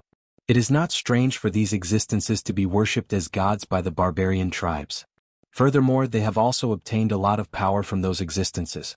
Thus, the way they see it, their ancestors have given them the continuation of their future, and their gods have bestowed them power. Those two things are what they revere the most, and are existences that they cannot insult the most. Over half of the disputes between the barbarian tribes are caused by such comical things. Chu Xiu nodded and then asked, "Do you have any detailed information about the barbarian tribes, such as their power system, fighting style, habits, and so on?" Kucha nodded and said, "Yes, I do. Some of them were recorded by me, and some were obtained from the other anemophilia."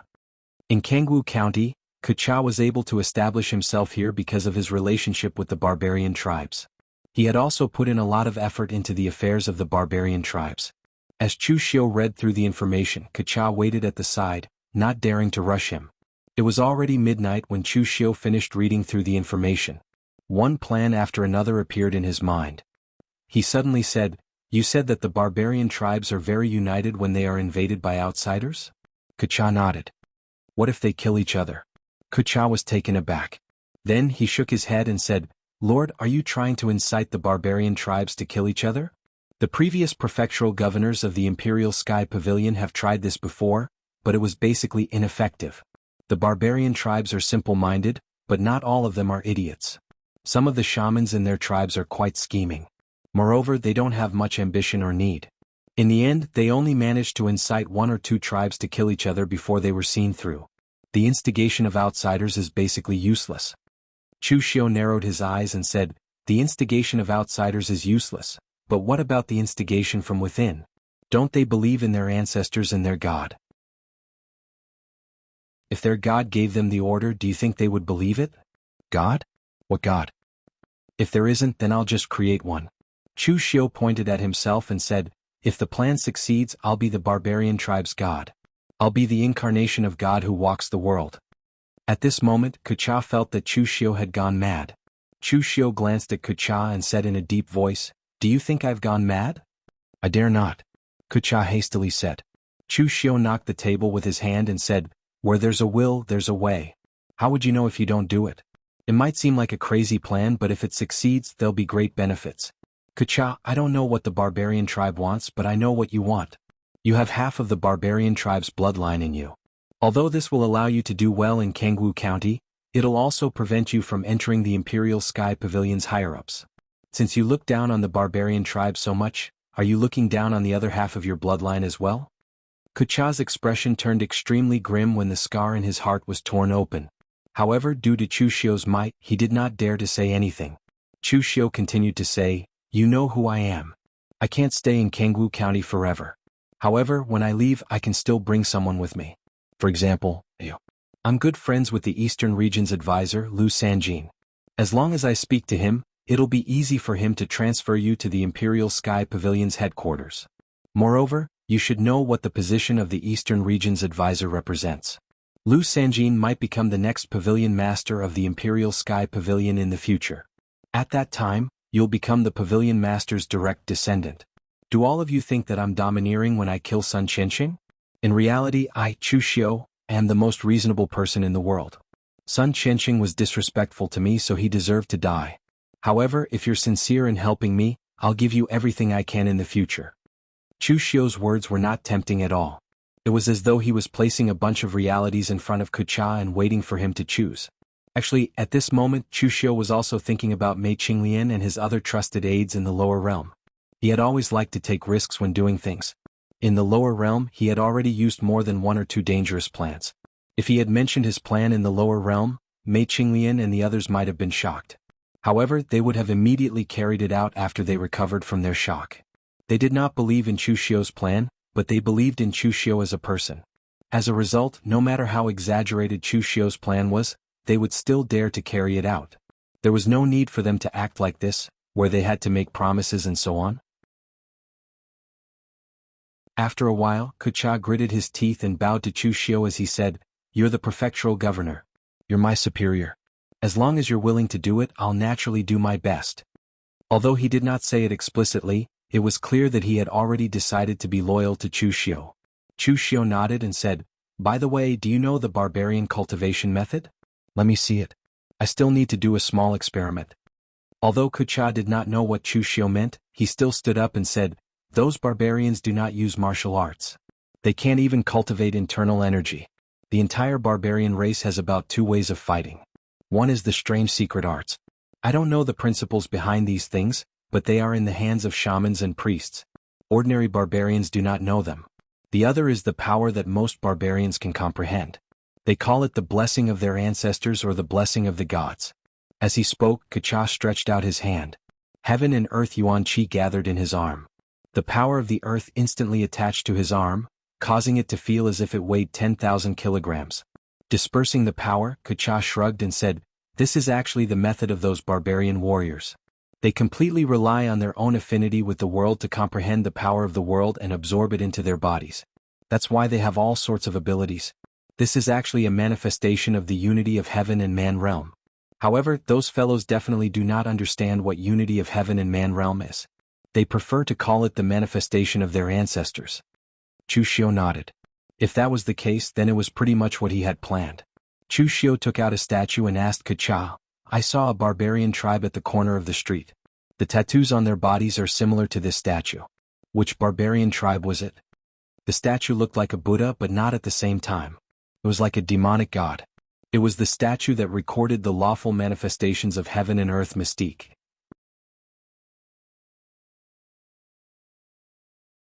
Chapter 11:23. The statue in Chu Xiu's hand contained a magical power called the law phenomenon. However, after being purified by the strange demonic energy in Chu Xiu's body, the magical power had already been integrated into Chu Xiu's body. Therefore, the statue was just an ordinary statue. However, because it contained the magical power, the statue was also involuntarily absorbing the world's yuan qi in the surroundings. Although it wasn't much, it could still be regarded as a good treasure. When he was on the street just now, he felt that the totem patterns of a tribe were somewhat similar to the one in his hand. They weren't the same, but they had the same style. Therefore, Chu Xiu also suspected that this statue had something to do with the Daluotian people. Of course, this wasn't important. What was important was that he realized that the barbarian's cultivation method was actually somewhat similar to magical power. It couldn't be recorded in words. Instead, one could only rely on one's own talent to sense the various powers in the world, and then manifest special abilities. This could be said to be the most primitive method of borrowing the power of the world. The same was true for magical power. It was a manifestation of the laws of the world. It could be seen but not touched. If you knew it, then you knew it, but you couldn't teach it to others. Wuxia looked at the statue and thought for a moment before saying, "Sir, you are talking about the Black Net tribe. This tribe is quite famous among the barbarians. They are most famous for all kinds of witchcraft." "Is this Black Net tribe a big tribe or a small one?" Wuxia thought for a moment and said, "How should I put it? Not big but not small either. The Black Net tribe has a lot of people. They are not inferior to the big tribes in the depths of the Dilua Mountains. However, their strength is not very strong, and they don't have any powerful warriors. However, the old priest of the Black Net tribe was very terrifying. TSK, that old woman once cursed a mysterious enlightenment level warrior to death. However, it seems that she was injured because of this and died not long ago. When that old woman was alive, the Black Net tribe was a big tribe. Now it's just above average. If it was a big tribe with a lot of resources, they wouldn't be doing business here." Chu Xiu nodded. "Not big, not small? That's just right." Chu Xiu took out a black iron mask from the space box. It was the black iron mask of the Blue Dragon Society. This thing had been kept by Chu Xiu for a long time as a souvenir. Chu Xiu carved and engraved on the black iron mask according to the appearance of the statue. After a while, a slightly sinister fiend god mask appeared in Chu Xiu's hand. It was vivid and lifelike, glowing with a black iron luster. Attach a strand of your origin power to it. As long as it has a shocking effect, it will be enough, Chu Xiu said to the inner demon. Heart Demon said with some dissatisfaction, "My origin energy is very precious. This is not my main body. Every strand of origin energy that I use is less." "My origin power is very precious," it said, "my origin power is very precious. Body. Black of Shio is body. God, said, God. Dragon demon, Wuchin, God. God soul Shio body.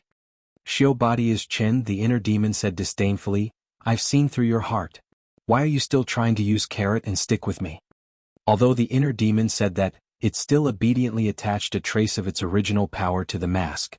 It was precisely because it had seen through Chu Xiu's heart that it knew that Chu Xiu was still very trustworthy when it came to promises made to his own people. The power of the inner demon was very complicated. It didn't target one's mind but one's heart. So, after the power of the heart demon was attached to the mask, Kocha looked at it, and his entire body seemed to be immersed in it. In the depths of his heart, the 7 emotions and 6 desires were constantly roiling. Only then did he feel that something was wrong.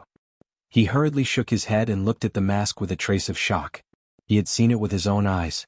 It was just an ordinary black iron mask, but Chu Xiu had carved it into such a shape, and then it had such power.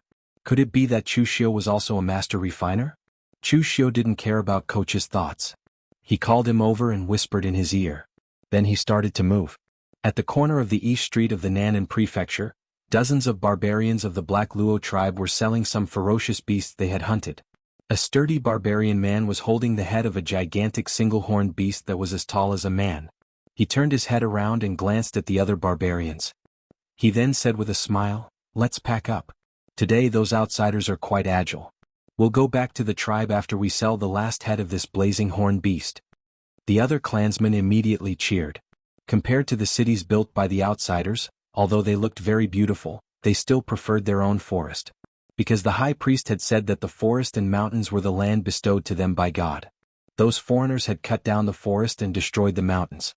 Although they had built tall and magnificent palaces, they had harmed God's gift. They were blaspheming God.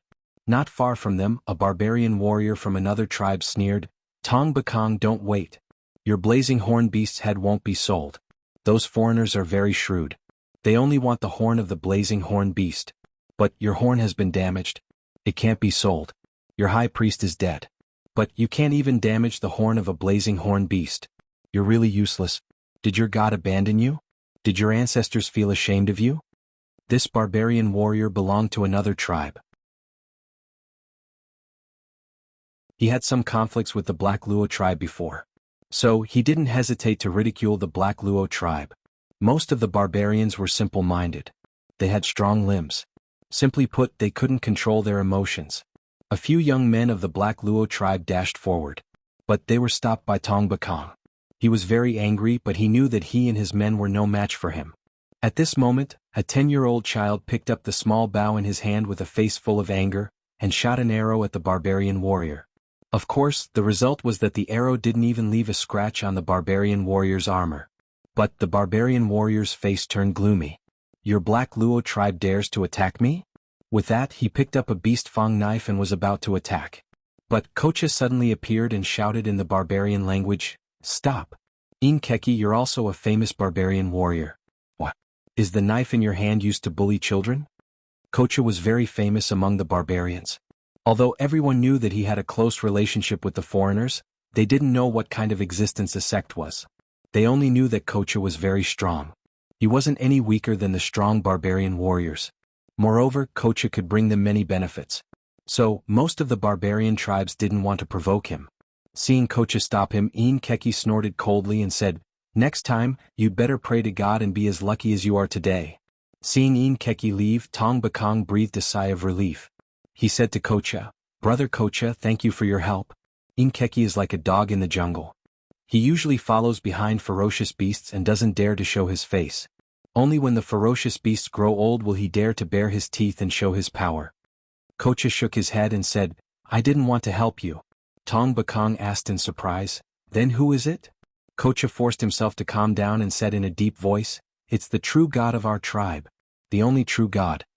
Among the barbarians, some worshipped the fire god, some worshipped the thunder god, and some worshipped the tiger god and the cat god. But there was no such thing as a true god. So Tong Bakong was stunned. Kocha pointed to the end of the long street. Chu Xiu was wearing a black robe.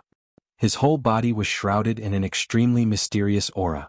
After the fierce battle with Moriha, Chu Xiu's control of his mental power had become stronger than before. Using his mental power to guide the world would form a strange force field, giving people a very mysterious feeling. Foreigners. Tong Bakong and the warriors of the Black Luo tribe behind him all looked at them with hostility and vigilance. All the barbarians looked at these foreigners who had invaded their homeland with hostility. Even if they wanted to reconcile, it was useless. Just like the previous governor of Kangwu County. Even if he adopted a policy of appeasing the barbarians, he still died in the barbarian rebellion.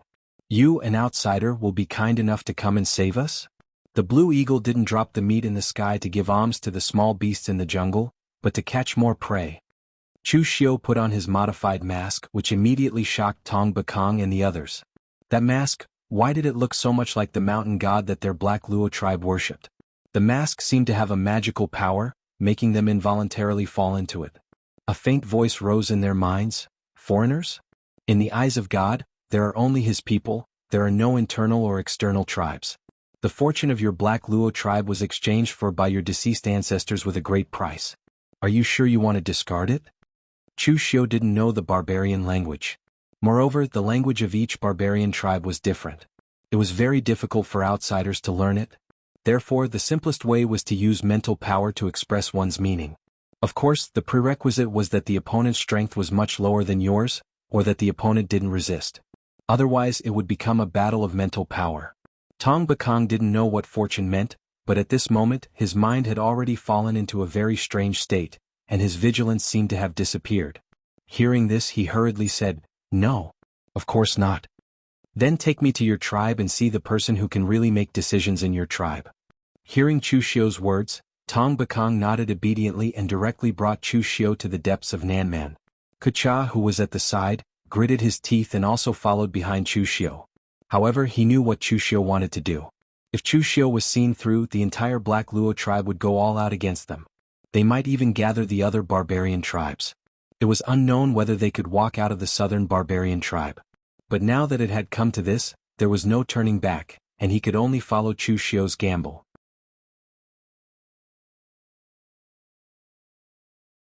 Chapter 11:24.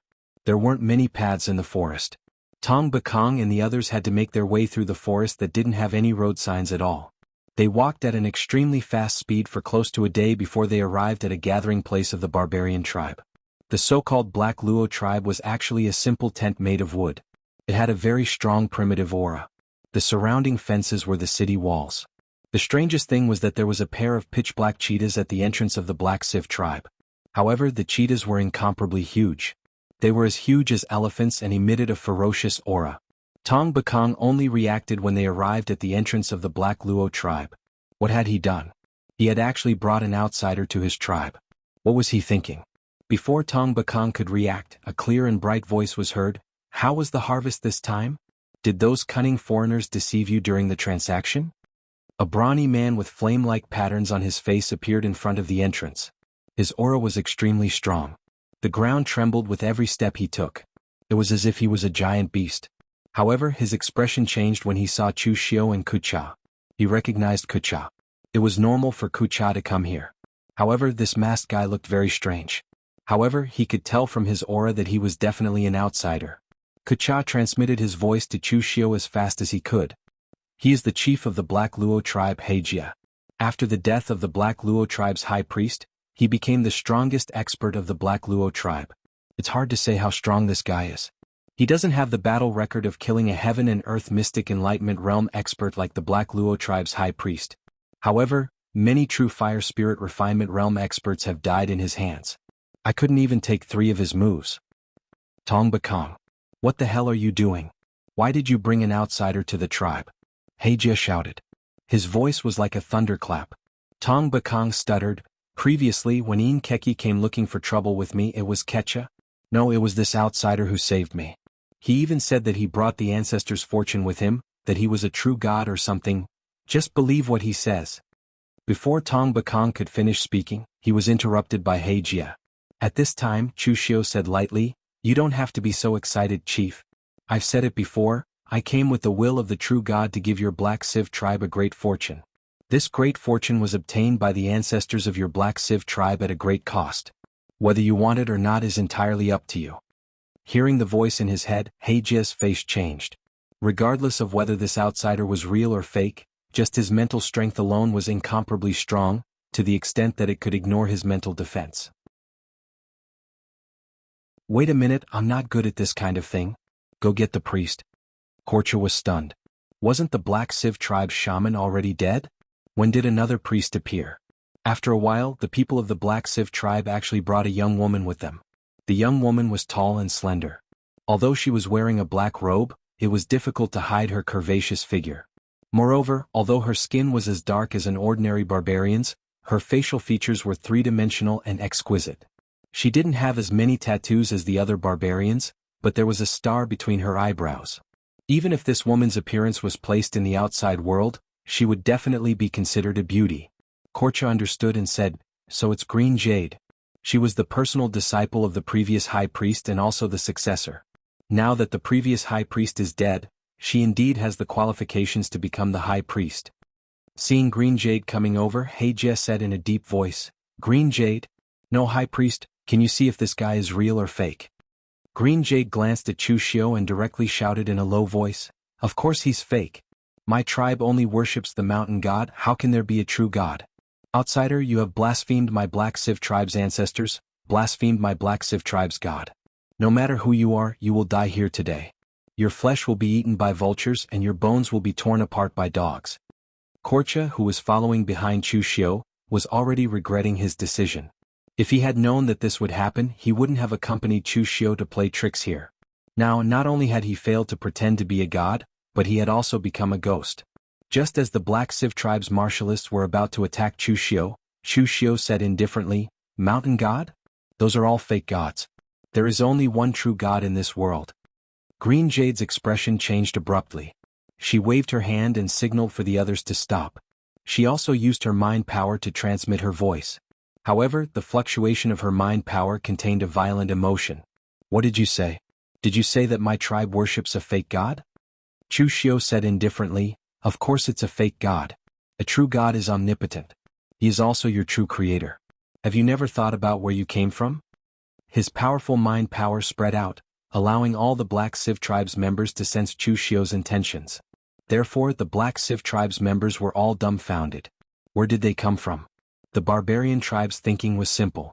Moreover, they didn't have the habit of recording historical records. How would they know where they came from? Everyone subconsciously turned their gaze to Green Jade. The status of a priest was very high in all the barbarian tribes.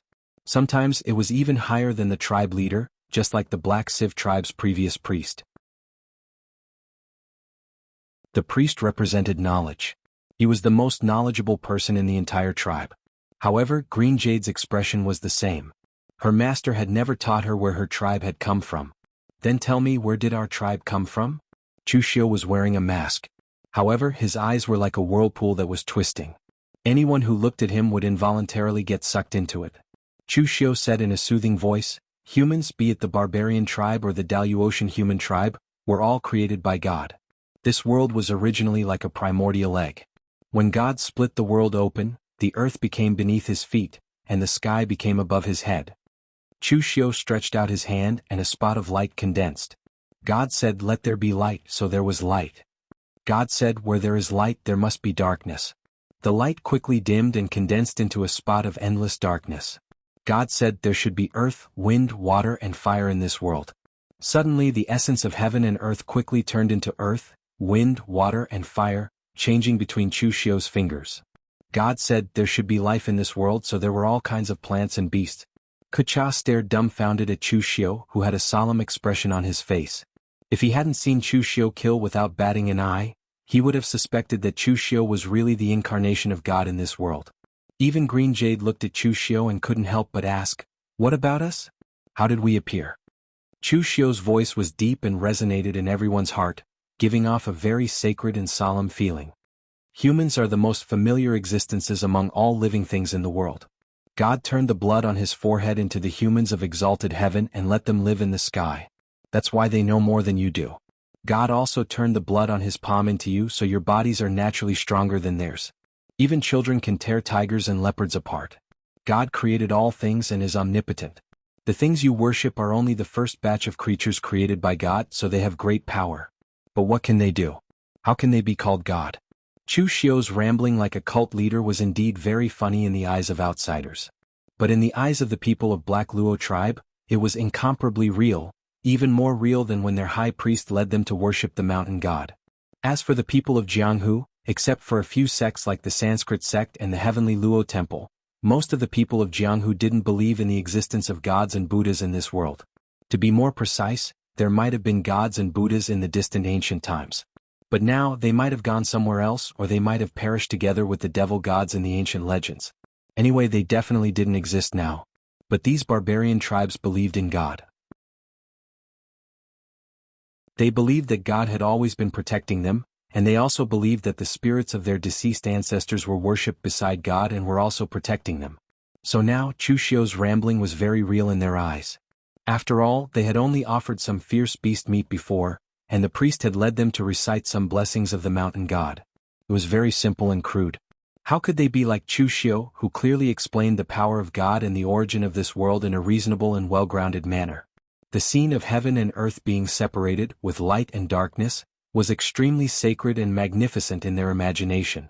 The power brought by thousands of years of religion in his previous life wasn't something that these barbarians, who only knew how to pray crudely, could understand. Even Green Jade, who was the most clear-headed among these barbarians, almost couldn't help but believe it. After all, no one had ever talked about these things before. She also didn't believe that it was made up by those foreigners. But she still couldn't help asking, "Then who are you? Are you the real God?" Chu Xiu shook his head, then nodded and said, "A drop of God's blood can transform into a race, so God is everywhere. As long as God wills it, I will naturally know what I should do. So you can think of me as the incarnation of God's will and God's messenger. The ancestor of your Black Luo tribe didn't have it easy. He was worshipped by God's side and made great contributions. His spirit almost dissipated in exchange for this good fortune. I hope you can cherish it." Green Jade said with a trace of doubt, "But why do we think that what you said is true?" A mysterious smile appeared at the corner of Chu Xiu's mouth. He said, "When I give you God's gift, you will know whether it's true or not."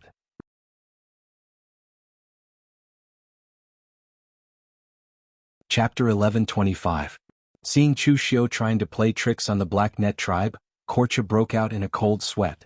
It was true that these barbarians were simple-minded, and they believed in the existence of God and their ancestors. However, simple-mindedness didn't mean they were stupid. They couldn't possibly believe that you were God's messenger just because you said you were. Even if Chu Xiu talked extravagantly, as long as he didn't show them something real, they definitely wouldn't believe him. Perhaps some ordinary barbarians would be tempted by mental strength and subconsciously believe Chu Xiu.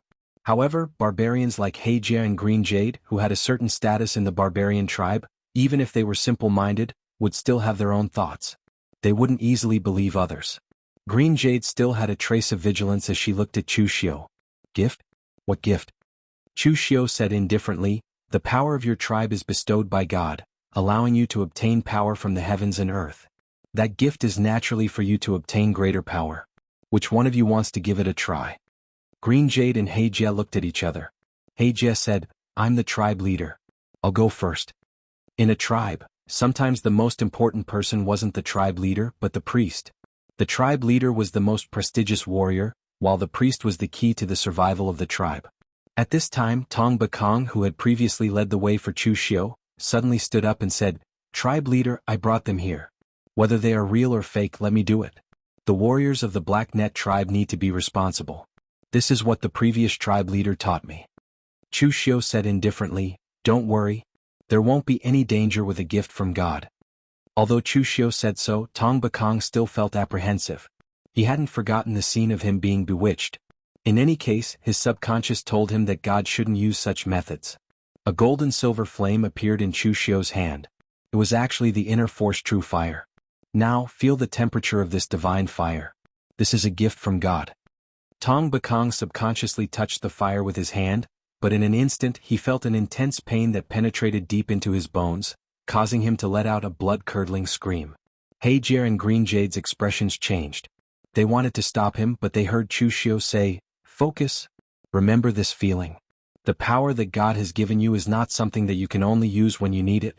You have to integrate it into your body, into every drop of your blood, into every piece of bone." As Chu Xiu's voice rang out, Tong Bakong was still howling in pain. However, the strands of world energy seeped into his body and gradually fused with it, causing his body to swell and his aura to continuously strengthen. This scene caused everyone's eyes to widen, including Korcha. Tong Bakong was an old warrior of the He Luo tribe. He still had some strength, but it wasn't strong. In addition, he was a little old, so he could only fight with the real pellet state martial artists. But now, his aura was close to the powerful warriors in the tribe, enough to be on par with the real fire spirit refinement realm martial artists. This scene had the greatest impact on Kucha. This was because he knew that it was impossible for the barbarian tribe to learn the cultivation methods of the human tribe, and they were also unable to absorb the true chi or inner strength of the human tribe. But now, Chu Xiu had actually forcefully increased the strength of a barbarian tribe warrior. Just how had he done it? In fact, Chu Xiu's method was very simple. He just slightly modified the real fire spirit refinement technique and used it on these barbarians. Previously, Chu Xiu had asked Kucha to find information about the barbarians and had asked him to demonstrate the power of the barbarians on the spot. In truth, he had only wanted to test what the so-called martial arts of the barbarians were like. In fact, in the information, the description of the barbarians' power was already very comprehensive. After all, the people of the mortal world had been here for tens of thousands of years, and the research was very thorough. The reason why the barbarians couldn't practice the martial arts of the human race was actually very simple. It was because they didn't know what martial arts was. Martial arts was a very complicated thing. The flesh, blood, meridians, internal strength, dantian, including one's own understanding of heaven and earth, 3 flowers gathering above one's head, 5 chi gathering, and so on. This was an extremely complicated system. So whether it was learning martial arts as a child or as an adult, one needed to understand the entire system and the cultural heritage of the human race. However, this group of barbarians didn't understand the language, so they might not be able to learn it for a lifetime. Unless it was like Korcha, although he had half barbarian blood in his body, he grew up on the side of the human race. The education he received was the same as most of the martial artists, so he could have his current cultivation. Of course, the barbarians also had their own strength, which depended entirely on talent. Most of the barbarians had extremely amazing physical strength, and children could tear tigers and leopards apart. As for the adult barbarian warriors, if they had better talent, they could sense the power of heaven and earth and subconsciously draw it over, borrowing a part of that power. It was very similar to the martial artists at the unity of heaven and man realm. So the barbarian warriors who could reach this step were all at the unity of heaven and man realm. The only difference was that they could only stay in this realm for a lifetime, and their own strength was many times greater than that of the martial artists at the unity of heaven and man realm. However, the barbarians didn't know how to control this power at all. They could only use their instincts to borrow this power, and after using it, the power would dissipate into the world. Although there would still be a trace of power left in their body, it was very small and wouldn't have much effect. Now, Chu Xiu's method was very simple and crude. In fact, it was to let them experience the feeling of refining their body with true fire, and then forcefully draw in the power of heaven and earth and violently stuff it into their body. As long as they could withstand it, then this power would be theirs. The principle was similar to refining their body with true fire. Feeling that Tong Bakong was about to reach his limit, Chu Xiu said lightly, "Enough. You can't withstand too much of the power that belongs to gods." Tong Bakong collapsed on the ground, but his current state could be said to have surpassed the peak of his youth. Even his slightly old face had become a little younger. Tong Bakong clenched his fists, and a layer of flame suddenly curled around it. He punched the ground, and instantly, a crater of several dozen feet appeared on the ground. Like an earth dragon flipping over, cracks appeared on the ground, trees collapsed, and tents were torn apart. "This is my power?" Tong Bakong looked at his own hands in disbelief. Heijie's mouth twitched as he said, "You were responsible for filling the ground, and you were responsible for the collapsed tents. Do you feel anything wrong now?" Tong Bakong shook his head and said, "Apart from feeling a little tired and a little pain, there's nothing wrong. Instead, I feel full of power. I just need to rest for a while." Upon hearing this, the people of the Black Net tribe looked at Chu Xiu. This time it was as if they were looking at a god. For so many years, the barbarians had tried to learn the cultivation methods of the human race. In the end, they had snatched the ancient books, but they couldn't understand them. They had even kidnapped human warriors, but they couldn't understand what they were saying. It wasn't easy to find a translator, but in the end they still couldn't understand what they were saying, so in the end they gave up. Chu Xiu was the first person who could directly give them power without saying any nonsense. If this wasn't a miracle, then what was? Heijie and Green Jade looked at each other. Even they couldn't help but believe it now. After all, for so many years, no one had been able to give the barbarians such great power. Even some of the more knowledgeable barbarians who wanted to promote the human race's cultivation methods couldn't do it. All these years, the only thing they had learned was to use the various armors and weapons made by the human race. After all, it didn't take much effort to learn. This person in front of them had only used an instant to give them such great power. If this wasn't a miracle, then what could it be? Of course, Chushio didn't tell them that as long as there were smart people who could remember the feeling of refining their bodies with true fire, as long as they could endure the pain, the power would continue to accumulate. It was just that it wouldn't be as obvious as the first time. Heijie's attitude subconsciously became respectful. He asked carefully, "Why does Tong Bakong feel so much pain?" Chushio looked at him and said indifferently, "This is the power of a god. How can a mortal bear the power of a god without paying a price? Why, you can't even endure this little bit of pain." Heijie hurriedly said, "How is that possible? The warriors of my Black Civ tribe wouldn't even blink if their flesh and blood were eaten by metal-eating ants." As he said this, Heijie gave Green Jade a meaningful look. Green Jade quietly walked over to Tong Batsong's side. Her hand blossomed with a dark green light, which seeped into Tong Batsong's body. Chushio could feel that the power contained a natural spiritual power, as well as a wisp of emu vitality. It seemed that these so-called high priests of the barbarian tribe were experts in spiritual power, and not in physical combat. Green Jade nodded at Heijie, indicating that Tong Bakong was fine. As a high priest and a tribe leader, they had dealt with the Daluotian warriors many times. They knew that the Daluotian warriors' methods were strange. They had many secret techniques that could overdraft one's lifespan in exchange for power. They were afraid that Chushio would use such a technique to deceive them. But now, it seemed that not only was Tong Bakong fine, his vitality was even stronger than before. Heijie felt relieved. He nodded, touched his forehead and said to Chushio, "Sir Divine Envoy, Black Civ Tribe's Patriarch Heijie requests Sir Divine Envoy's gift." Chushio nodded and placed a clump of inner Qi True Fire in front of Heijie. After coming into contact with the inner Qi True Fire, Heijie only let out a muffled groan and then no longer made a sound. This caused Chushio to be stunned. This guy was truly a tough guy. Chushio knew the pain of refining one's body with internal strength true fire. Every drop of blood in one's body was being roasted. Not many people could endure this kind of pain.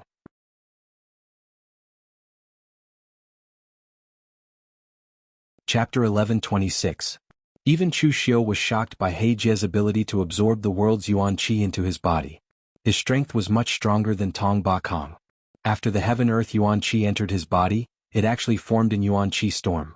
His strength was already close to the Heaven and Earth Profound Insight realm, and with the support of this power, his aura had even grown to the Heaven and Earth Profound Insight realm. Moreover, his endurance was also very strong. Although he was already sweating profusely from the pain, he did not cry out. He was still enduring it. Seeing his strength climb higher and higher, Chushio coughed and said, "Divine power is endless, but human strength is limited. Don't be greedy, or you'll end up making a fool of yourself under the backlash of divine power." Heijie only stopped forcing the world energy into his body after hearing Chushio's words. He let out a long sigh, but he didn't look as miserable as Tong Bakong. Like Green Jade, he put a hand to his forehead and even knelt on one knee, bowing respectfully to Chushio. "Greetings, Divine Messenger." The other Black Civ tribe members also knelt on one knee and greeted the Divine Messenger. At this moment, no one doubted Chushio anymore. If the person who could bestow them with such power wasn't the Divine Messenger, then what was it? The Black Civ tribe members no longer doubted Chushio, but Kocha felt a chill run down his spine. The humans and barbarians were at odds. The former county governor was already unable to suppress them. Now, Chushio had actually given the barbarians such great power, allowing their cultivation to soar by a large margin. This was simply giving aid to the enemy. What was he trying to do? If he didn't know that Chushio was Prime Sovereign's successor and a good friend of Eastern Region wayfarer Lu Sanjin, he would have suspected that Chushio was a spy or a traitor. But Kocha also knew that once he boarded Chushio's ship, he wouldn't be able to get off. Although it was Chushio who had orchestrated everything that had happened today, he had also put in quite a bit of effort. "Rise, everyone."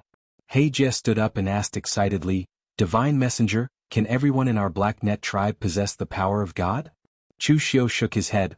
"Of course not, only the brave warriors who have comprehended the ancestral power of the gods are qualified to receive the power of the gods." The minimum requirement for refining the body with true fire was the real pellet state, and one must cultivate the internal force true fire. As for the operation that Chu Xiu was doing and forcefully shoving the world's origin energy into the bodies of these barbarians, they had to reach the realm where they could mobilize the world's origin energy. You can't even comprehend the power of heaven and earth, so how can you keep this power in your body? Even though He Jie was a little disappointed, he knew that this was normal. After all, this was the power of the gods. There had to be some limitations. There were a lot of people in the Black Civ tribe, and there were more than 100 warriors who could feel the ancestral power of the gods. Chu Xiu said, "Call out all the qualified people. Just do it together. Remember, if you can't hold on, then retreat. Otherwise, if you are greedy and cause a backlash of divine power, the consequences will be very serious." He Jie called all the qualified Black Net tribe warriors over. Although more than 100 people consumed a lot of internal force and true fire, Chu Xiu could still hold on. After everyone finished refining, the strength of the entire Black Net tribe had increased by several times or even more than 10 times. It had directly become a big tribe, even stronger than when the previous high priest was still alive. Green Jade stared at Chu Xiu with wide eyes and said, "Sir Divine Messenger, can I accept the gift of divine power?" You can't, only warriors can. The priests and sorcerers of the barbarian tribe were very mysterious. The Daluotian had spent 10,000 years trying to figure out where their power came from. They only knew that their mental strength was very strong. Chu Xiu couldn't do anything about this. Fortunately, the people of the Black Net tribe now firmly believed that Chu Xiu was the divine messenger, so they didn't doubt his words. Green Jade was just a little disappointed. "Chief, quickly go and arrange a banquet. The arrival of the divine messenger is the best day for our Black Net tribe to celebrate." Green Jade reminded. He Jie patted his head and said, "I almost forgot. Sir Divine Messenger, quickly go and rest. I'll go and arrange the banquet." When the people of the Black Net tribe arranged the largest tent for Chu Xiu and the others had already left, Kecha looked at Chu Xiu with a panicked expression and said, "Sir, what are you planning to do?" Chu Xiu said calmly, "I told you, create a god. Don't you see that they already treat me as the divine messenger? Believe it or not, if I ask them to smash that mountain god consecration now, they will do it." Kecha was about to go crazy. "But sir, they are the barbarian tribe. What you're doing today is equivalent to doing the barbarian tribe a big favor. You forcefully created a big tribe." Chu Xiu stared at Kecha, stretched out a finger and shook it. He said, "They are the barbarian tribe, but they are the barbarian tribe that listens to my orders. Also, I like people who listen to me. I don't like voices that question me. You've only been with me for a short time, so I'll forgive you this time. Also, I'll give you a chance to leave now. How about that?" Kecha shuddered and quickly said, "Don't worry, sir. I'm willing to follow you. I'll never betray you." Although Kecha was half a barbarian, he wasn't as simple-minded as the other barbarians. He had been in the Imperial Sky Pavilion for a long time. Of course, he knew what he should do and what he shouldn't do. He knew so many of Chu Xiu's secrets. Would it be possible for Chu Xiu to let him leave now? Perhaps he would be walking on the road to hell. The Black Gauze tribe's banquet was very boring. It could be summed up in 2 words: barbecue and dancing. However, the barbecue was very bold. It was made from the meat of the ferocious beasts in the Dilua mountain range. It contained great power. Even if these barbarians didn't cultivate martial arts, they would still be strong enough to eat this kind of food since they were young. Lu Jadeite sat next to Chu Xiu. She didn't have the strong sweaty smell of the ordinary barbarians. Instead, she had a natural fragrance of plants. Moreover, Lu Jadeite wasn't wearing the black priestess robe that she had worn before. Instead, she was wearing a simple leather armor that revealed her slim waist and long legs. Chu Xiu looked at her with admiration. Her breasts were round and long, but they weren't white. However, they had an exotic charm to them. Lu Jadeite's figure could be said to be the best among all the women Chu Xiu had ever seen. She was even more voluptuous than Mei Qinglian. Of course, because Mei Qinglian cultivated the great beauty technique, her seductive temperament was something that other women couldn't compare to. "Lord Messenger, may I ask you a few questions?" Lu Jadeite stared at Chu Xiu with her big eyes. The biggest difference between the barbarian tribe's priestesses and the other barbarians wasn't the power they possessed, but their curiosity. This was what Lu Jadeite's master had told her. Only curious people could become priestesses and pursue all kinds of inconceivable things. "What questions? What does God look like?" Chu Xiu pointed at himself and then at Lu Jadeite. He said, "Both our races were created by God. Of course we look like you and me. Haven't you realized that among all living creatures, apart from the slight difference in appearance between our two races, everything else is exactly the same? Lu Jadeite nodded. Then what does God's residence look like? What did the ancestors of my Black Luo tribe use to exchange for God's gift? I don't know. Lu Jadeite's eyes revealed a trace of astonishment. There were still things that God didn't know. Chu Xiu spread out his hands and said, I've said it before. I'm only the incarnation of God's will. You and I both have God's bloodline. Therefore, as long as God wills it, I will know what I should do and what I should do. Therefore, I'm God's emissary but not God himself. Do you think God will personally do such a small thing? Chu Xiu made it sound unclear, but in fact, it was because he hadn't thought of how to make up this part. Then what do you mean? Lord Messenger, do you have another identity among the foreigners? Of course, I'm not talking about you but other people. Lord Messenger, you're an existence that transcends the two races. At this point there was no need for Chu Xiu to hide anymore. He directly took off his mask and said, I'm the Imperial Sky Pavilion's newly appointed Kangwu County's county chief. Lu Jadeite and He Jie, who was listening to their conversation, were shocked. They knew that the god's emissary was an outsider, but they didn't expect him to be the Kangwu County's county chief. If Chu Xiu had dared to reveal his identity earlier, they would definitely have attacked him. However, now that they firmly believed in Chu Xiu's identity as the god's emissary, they were only shocked. They didn't have any other reactions and even thought that this was normal. If Chu Xiu was not the god's emissary with his identity as the Kangwu County's county chief, he should be suppressing the barbarians. Why would he give them so much power and help them? After being shocked, Lu Jadeite fell silent for a moment before she said, Lord Messenger, since we and the foreigners were created by God and come from the same source, why would those foreigners come and invade our home? Chu Xiu fell silent for a moment before he suddenly pointed at the fence in the corner and said, Are the wild beasts in there reared by you guys? He Jie quickly said, Of course they're pufferbone beasts. They're stupid and not aggressive. They can grow up no matter what they eat. That's why we caught some cubs and reared them there. Do you guys care if they fight? He Jie pursed his lips and said, Of course not. Who has the leisure to care about them? If we kill them they'll be perfect for eating. Chu Xiu said meaningfully, That's how God sees you guys too. Lu Jadeite and He Jie shuddered at the same time. Don't bring you guys into God's thoughts because your vision isn't on the same level at all. Well, that's right. God has another matter to deal with. Of course, this is an even smaller matter. You guys can choose to do it or not. In any case, there are many barbarian tribes. I can go look for other tribes. He Jie hurriedly said, My Black Net tribe is God's most loyal people. Even if we have to pay the price of exterminating our tribe, we will still complete God's decree. Chu Xiu narrowed his eyes and said, There's a tribe called Haslu. They worship the evil god and have even committed blasphemous actions. This has made God very unhappy. Ketch's expression didn't change, but he was shocked in his heart. Chu Xiu was doing this for that saber.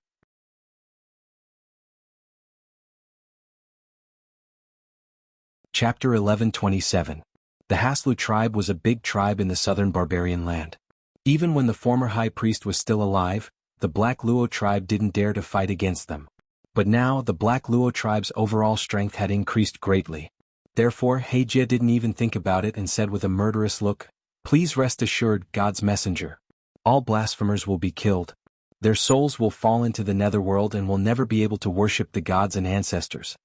In the past, everyone worshipped different gods. As long as they didn't blaspheme their own gods, other tribes could do whatever they wanted. But now He Jie felt that all the tribes were blasphemers. That's right, go and tear down that evil god. From today onwards, our Black Luo tribe will only worship the true God. He Jie waved his hand and immediately ordered people to tear down the mountain god's worship. He had always thought that these people were very firm in their faith. But now it seemed that they were just SOSO. They had forgotten the old god when there was a new god. Actually, this was very normal for Chu Xiu. He had given them a big enough shock today. The Black Luo tribe and the barbarian tribes worshipped gods might have existed in the ancient times before the people of the lower realm came. For example, there were some ancient demonic gods that had the power to penetrate the heavens and the earth. But later on these existences disappeared. At least the people of the lower realm didn't see these things. Therefore they had disappeared for at least 10,000 years. There hadn't been any miracles for 10,000 years, but the faith of these barbarians hadn't wavered. It was purely because they were simple-minded and worshipped gods as a habit. Now that Chu Xiu had displayed such a miracle in front of them, it was obvious who was more trustworthy. Chu Xiu nodded in satisfaction and said, "Then I'll have to trouble Chief He Jie. My other identity is the governor of Kangwu County. Therefore I have always been in Kangwu County. As long as anyone in the Black Luo tribe can sense the power of the gods, they can come to me directly. I can bestow them with divine power." Chu Xiu said this to tell the Black Luo tribe that this god's messenger wasn't just a one-time deal. If the Black Civ tribe wanted to continue obtaining this kind of power, they would just have to throw their lives away for him. But in reality, He Jie and Green Jay didn't think that much. They really thought that this was just a one-time deal. Only powerful warriors like them could receive the god's blessing. They didn't think that their clansmen would also have a chance. Didn't this mean that their Black Net tribe would become stronger and stronger? This was simply a pleasant surprise, causing He Jie and Green Jay to treat Chu Xiu with even more respect. On the second day, the entire He Luo tribe assembled and attacked the Haslu tribe. Even with Chu Xiu's spiritual sense, he couldn't tell north from south in this place. But these barbarians seemed to be born for this kind of terrain, and they arrived at the Haslu tribe at the fastest speed possible.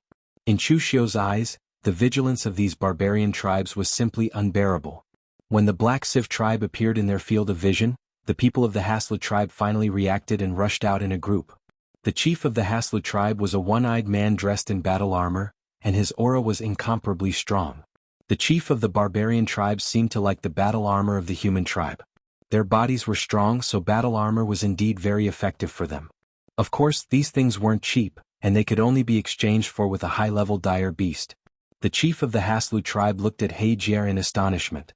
It was obvious that he had sensed that He Jie's aura was different from before. But then he sneered and said, "He Jie, what do you mean by bringing people to the Haslu tribe? You seem to have become even stronger than before. But do you think that you would dare to challenge the dignity of the Haslu tribe with just this little bit of strength? It's like a monkey on a tree picking up a stone and trying to challenge the status of the Tiger King. What a joke." He Jie didn't care about the chief's sarcasm. His eyes emitted a strong murderous aura as he waved his hand and shouted, "Blasphemer, die!" As soon as his voice fell, thousands of Black Civ tribe warriors rushed madly towards the people of the Haslu tribe. The chief of the Haslu tribe was stunned and hurriedly said, "What blasphemy? I haven't seen the Black Civ tribe since the death of your high priest. When did I blaspheme your god?"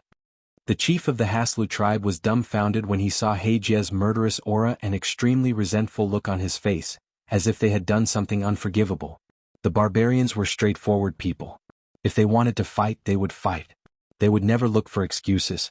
Looking at He Jie's expression, it seemed as if his tribe had really blasphemed their god. However, the chief of the Haslu tribe really couldn't remember what had happened. However, He Jie didn't give him a chance to explain it all.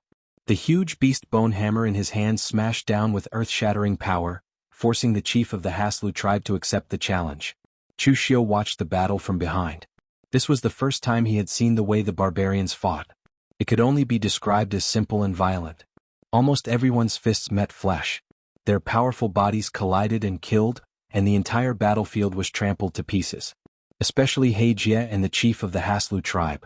Their strength was already comparable to that of a mysterious opening realm expert. Every punch and every kick had the power to shatter mountains and shatter the earth. The chi of heaven and earth involuntarily gathered around them and turned into a storm. From Chu Xiu's point of view, the battle between these two people was like that of two huge beasts that could destroy the entire jungle. This kind of head-on battle of flesh was a bit too much for the warriors. Most of the high-level warriors would be able to quickly determine the winner as long as the two sides were not in a very evenly matched state. The two sides fought fiercely for a quarter of an hour. He Jie was slightly suppressed by the chief of the Haslu tribe. After all, he had just obtained this power and now he had to fight someone the next day. Although his strength was not weaker than the chief of the Haslu tribe, his control of his power was far inferior. However, although the battle on his side was not ideal, the other members of the Black Luo tribe were massacring them, causing the people of the Haslu tribe to retreat. Previously, the strength of the Black Luo tribe was only slightly weaker than that of the Haslu tribe. They were in between a big tribe and a small tribe. However, after Chu Xiu had increased the strength of over 100 of their warriors in one go the day before, their overall strength had increased by more than 10 times. Even among the big tribes, they were considered relatively strong. Chu Xiu saw Emerald make her move. He was quite curious about the barbarian priest's methods. However, Emerald did not kill anyone today. She was only assisting the warriors of the Black Luo tribe. Emerald's hand moved gently in front of her body, and elegant runes danced along with her fingers. These runes affected the power of heaven and earth. Each rune seemed to have a different attribute. Some runes represented wind, which made the warriors of the Black Luo tribe faster.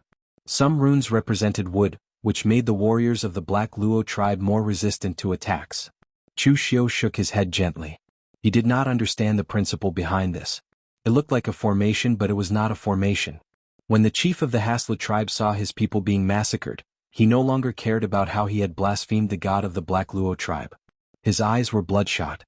He took out a scimitar from his armor. It was a scimitar that looked like a full moon.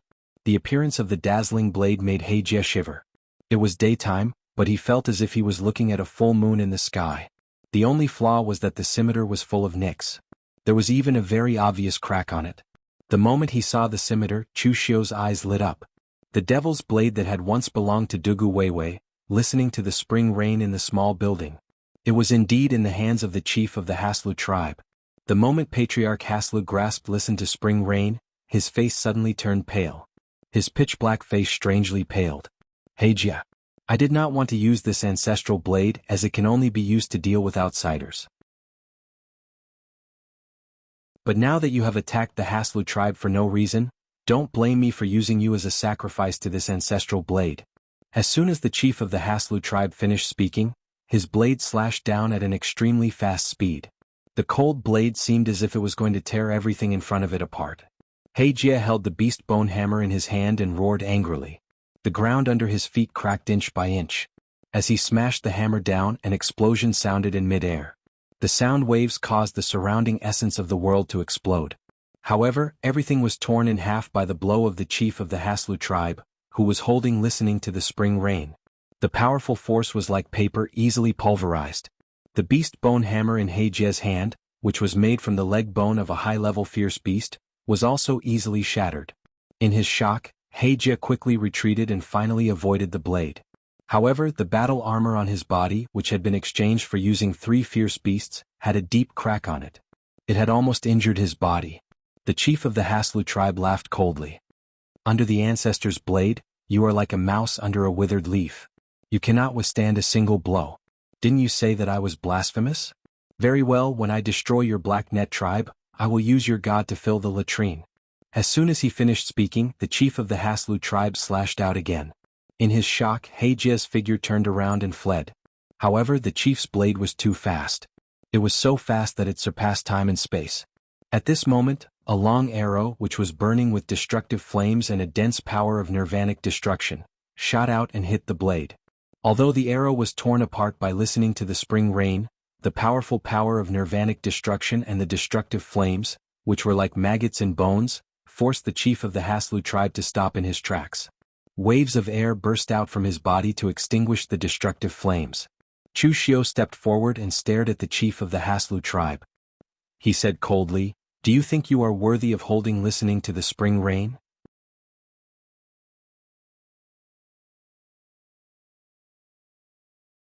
Chapter 11:28. The demonic blade, "Listen to the spring rain," was a sacred object in the eyes of all demonic cultivators. If the rootless sacred flame represented the Kunlun devil cult, then the demonic blade, "Listen to the spring rain," represented Dugu Weiwei, the supreme demon lord who had dominated the pugilistic world in the past. Although "Listen to the spring rain" was damaged, it was still in the hands of a barbarian tribe leader. Even Chu Xiu felt that this was an insult to listen to the spring rain. At that moment, Chu Xiu was dressed in a black robe and wore a strange and mysterious mask. However, one could tell from his skin color and aura that he was not a barbarian. Chief Hasla looked at Heijie in disbelief and said angrily, "You actually colluded with outsiders?" Heijie ignored Chief Haslu and bowed to Chu Xiu guiltily. Heijie am so useless. To think that I would have to trouble Sir Oracle to help me." Hasla looked at all of this in disbelief. "Heijie, did your brain get swallowed by waterworms? How dare you call an outsider oracle? What god's oracle is he? What's wrong with you? Have you been bewitched by some evil god?" Heijie snorted coldly. "Evil god? The one you Hasla tribe worships is the evil god. There is only one god in this world, the one and only true god." Crazy, you're all crazy. Chief Haslu glared at Chu Xiu. You're the one who bewitched the Black Siv tribe? Outsider, you're courting death. As Chief Haslu slashed down with his blade, an extreme sharpness rushed towards him. Even Chu Xiu had to admit that the listen to the spring rain cultivated by Dugu Weiwei was indeed stronger than the break formation in his hand. Although the foundation of weapons was the same, after being nurtured over time they could become stronger. This was the case even after listen to the spring rain was damaged. The break formation in Chu Xiu's hand was unsheathed, and at the same time, the blade intent of the break formation was unleashed. The same extreme sharpness collided.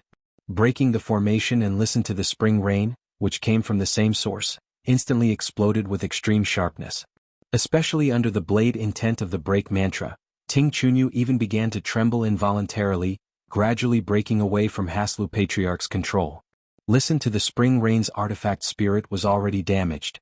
However, even though the artifact spirit was no longer there were still some imprints and instincts left on the saber. It remembered the blade intent of the breaking formula. It remembered the person who had once held it and dominated the entire Jianghu. In an instant, listen to the spring rain trembled violently. The powerful sharp qi even began to backfire, causing Haslu to spit out a mouthful of blood. He looked at listen to the spring rain in his hand in disbelief. Every time he used this saber he would have to pay a huge price to suppress its sharpness. However, he thought that this was normal because this was a blade left behind by his ancestors, and only the strongest warriors could use it. But now he could feel the will holding this saber. It was a kind of disdain, a kind of contempt, as if he was not qualified to hold it. The blade intent of the break mantra slashed down, and the armor on Haslu Patriarch's body was torn apart like a piece of paper. His whole body was also cut into two by Chu Xiu's saber. Listen to the spring rain was naturally held in Chu Xiu's hand, without the slightest bit of backfire. He Jie, who was behind, was dumbfounded as he looked at this scene. He thought to himself that the oracle was indeed the oracle. Such a powerful Haslu Patriarch could not even withstand a single strike from the oracle. However, He Jie did not know that he had contributed at least 30% to Chu Xiu's strike. Previously, when Haslu was fighting with He Jie, he had already used up a portion of his strength. Forcefully using listen to the spring rain had consumed another portion of his strength. After that, he had been backfired by the sharpness of listen to the spring rain. At that time he was actually an arrow at the end of its flight, so it was not surprising that he had been killed by Chu Xiu's saber. At that moment, Chu Xiu was holding listen to the spring rain in his hand, but his mind was filled with illusions. In front of him there was a dark battlefield. Astral energy storms, broken limbs and shards of weapons could be seen everywhere. In an instant the sky was dark and even the surrounding space was torn apart by a powerful force. The domain laws and so on had already exceeded Chu Xiu's imagination. There were also figures within, but they were blurry. However, each of them was extremely powerful, like immortals or Buddhas. However, at this moment, all of them were enveloped by boundless dark clouds of demonic qi.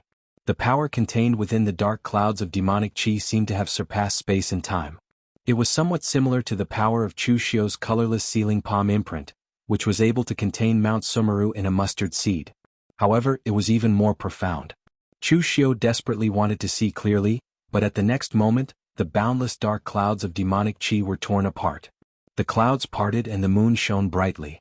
It was not a real bright moon but a blade light. Like the bright moon, it illuminated the figures of these people. Clear sky reflecting shadow.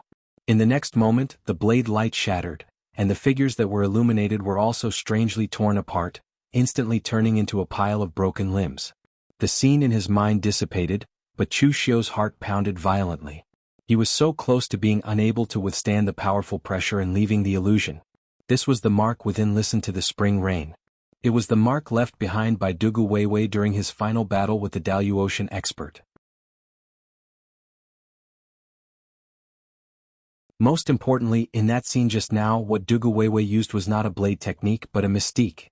The clouds parted and the moon shone brightly. Clear sky reflecting shadow. It was powerful and strange, unstoppable and unavoidable. Because Chu Xiu had encountered mystiques before and he himself had used them, he could be sure that what Dugu Weiwei used was also a mystique, and it was a powerful mystique that was beyond his imagination. From the moment Chu Xiu held listen to the spring rain in his hand to the moment he saw the illusion, it only took a moment. At that moment, the barbarian warriors of the Haslu tribe were on the verge of collapse after seeing their chief killed by Chu Xiu's blade. At that moment, an old man wearing all kinds of colorful ornaments in the crowd looked at Chu Xiu with hatred, spitting out a bunch of syllables. The next moment, an illusion appeared in front of Chu Xiu's eyes. A huge black panther hundreds of feet tall was about to bite him. Chu Xiu looked at the demon-like black panther, shook his head and said, "The Haslu tribe is really unlucky." The next moment, Chu Xiu's figure disappeared, and the high priest of the Haslu tribe was shocked to find that his surroundings had turned into endless darkness. His figure began to fall continuously, as if he had fallen into an endless purgatory. And at the bottom of the purgatory, there was a black panther with its mouth wide open, waiting for him. As the black panther swallowed him in one gulp, the high priest of the Haslu tribe immediately bled from his 7 orifices. He twitched twice and fell to the ground. The inner demon said disdainfully, "Weak, simply too weak. You can't compare to the monk who died in your hands at all." Chu Xiu shook his head gently. It was not that the high priest of the Haslu tribe was weak, it could only be said that they were too unlucky. The chief of the Haslu tribe happened to be holding listen to the spring rain, so it could be said that he was completely countered by Chu Xiu. Their high priest should be good at illusions. For most of the barbarians who were well-developed but simple-minded, this was simply a great killing weapon.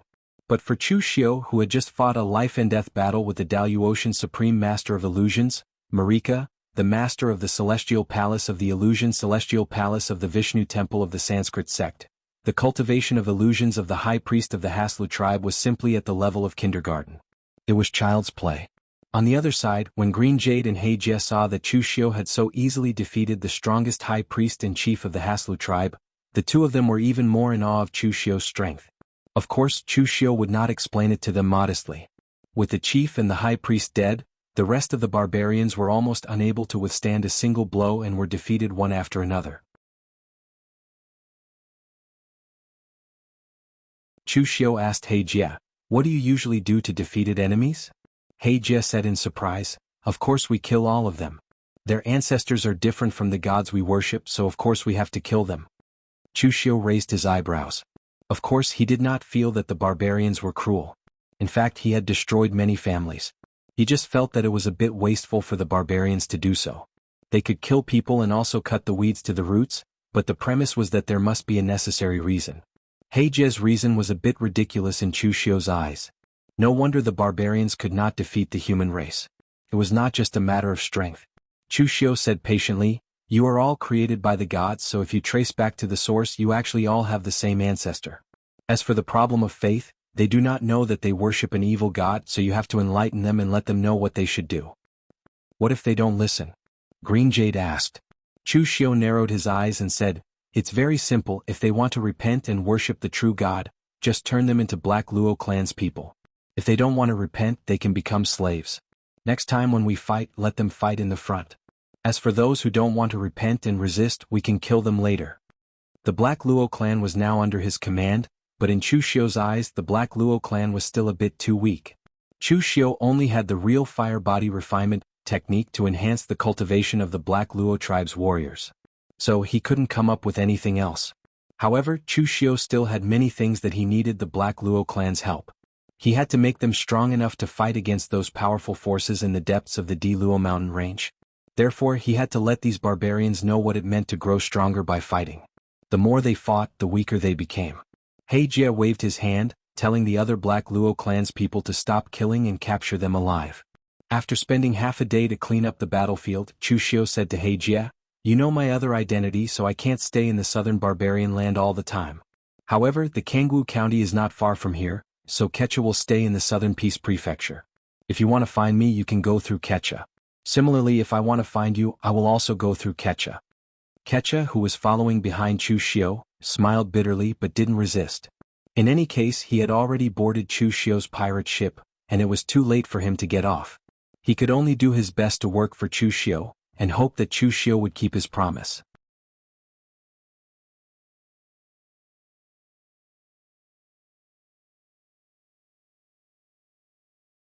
Chapter 1129. After Chu Xiu returned to Cangnan Prefecture, the first thing he did was to begin closed-door training to study, listen to the spring rain. Other martial artists of Kangwu Prefecture, such as Su Fengshan and the others, were curious about what Chu Xiu had been doing during this time and why Kecha had disappeared, but they did not dare to ask Chu Xiu. With the incident of Chu Xiu killing Sun Qianxing and Moriha, their awe of Chu Xiu had reached the extreme. He was ruthless, vicious and strong. No one dared to provoke such a superior. In the closed-door training chamber, Chu Xiu held "Listen to the Spring Rain" in his hand and felt the situation of the blade. Unfortunately, the spirit of "Listen to the Spring Rain" had completely dissipated, but there was still a little imprint left on this supreme divine weapon. Chu Xiu wanted to touch those imprints to see if he could find any martial techniques or magical powers from it, but he did not find anything. It was as if the scene he saw when he held "Listen to the Spring Rain" for the first time was the only complete imprint on the blade. Putting "Listen to the Spring Rain" and "Break the Formation" together, Chu Xiu could clearly feel that the power of the same origin on the two blades was attracting each other. Chu Xiu touched his chin. He had an idea, which was to merge "Listen to the Spring Rain" and his "Break the Formation" into one. Both were natural blades born in the primitive demon cave, and the materials were exactly the same. Moreover, the spirit of "Listen to the Spring Rain" had dissipated, so there would be no conflict between the two. It was just that his idea could not be realized in the Daluotian Empire. Khanate items could only be smelted with Khanate items. Even if the two could be smelted together, it would require the rootless sacred flame. Therefore, for now he had to find the way back to the lower realm first, and that way was the path that Mahakala Deity Palace had taken before. With the current strength of the Black Net tribe, it could be regarded as a major force in the southern barbarian land. Chu Xiu was also prepared to let it find clues about that place. However, according to the things recorded by Moriha, the barbarians who discovered the passage to the lower realm lived in the depths of the southern barbaric land. There were many coordinates written, but Chu Xiu couldn't understand them. Therefore, before he left, he threw it to He Jie and the others, asking them to investigate the place. Even if they had never been there before, they would still be able to find it. Once they found the place, they would inform Chu Xiu. This was the good thing about the barbarians. Chu Xiu was very reassured to use them to do things. This group of honest fellows wouldn't play any tricks. Moreover, they didn't ask why. Since he asked them to do it, they just did it. No one dared to ask Chu Xiu why he wanted to find that place.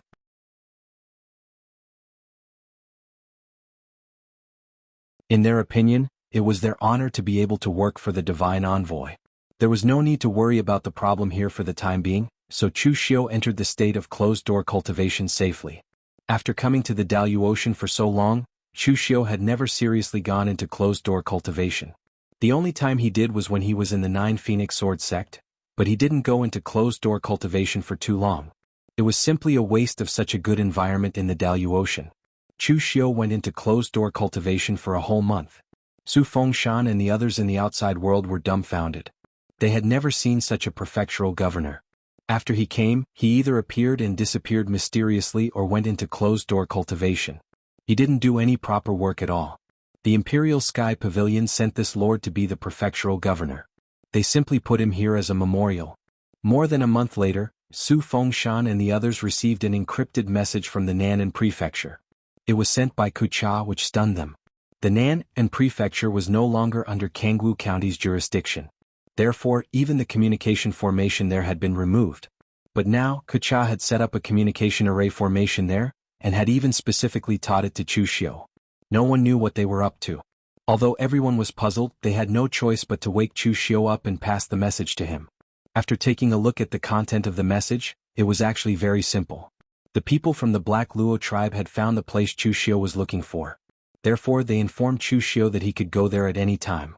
After putting the message away, Chu Xiu looked at Su Fengshan and the others, who seemed to want to say something but were hesitating. He said calmly, "Just say what you want. I won't eat people." Everyone present thought to themselves, "You won't eat people, but you will kill people." Su Fengshan was the oldest among them, so Chu Xiu was rather polite to him. Therefore, Su Fengshan said in a low voice, "Sir, as the prefectural governor, you can't just ignore the matters in Kangwu County.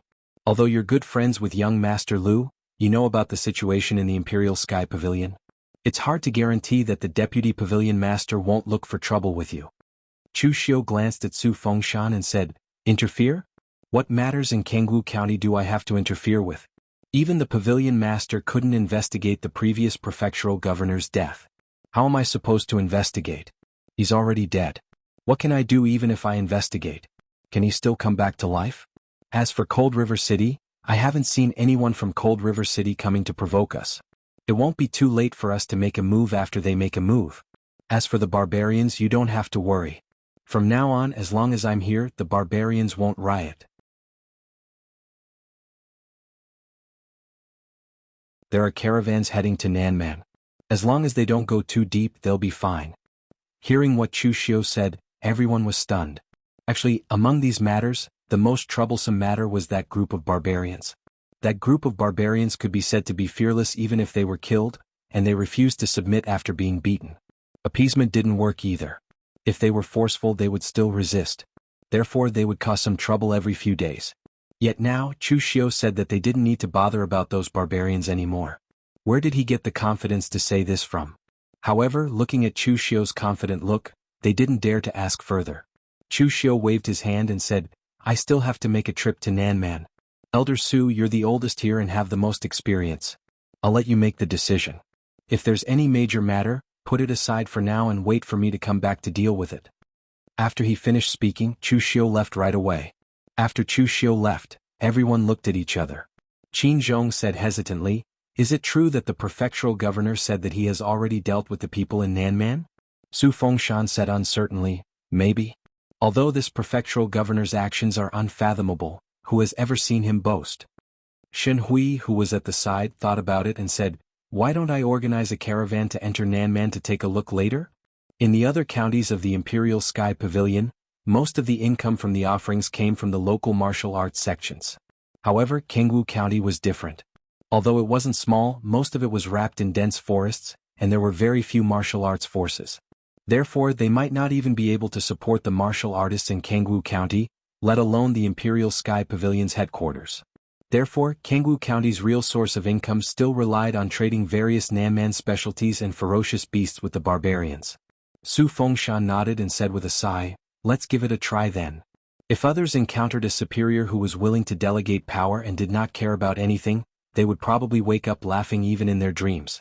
However, when it came to Chu Xiu, why did they feel such a pain in the ass? In the Nan'an prefecture, Kecha reported to Chu Xiu about the Black Luo tribe's movements during this period in detail. When the people from the Black Luo tribe were helping Chu Xiu to look for that place, they did not slack off or take advantage of the opportunity. However, the barbarians from the Black Luo tribe were just a little straightforward, but they were not really stupid.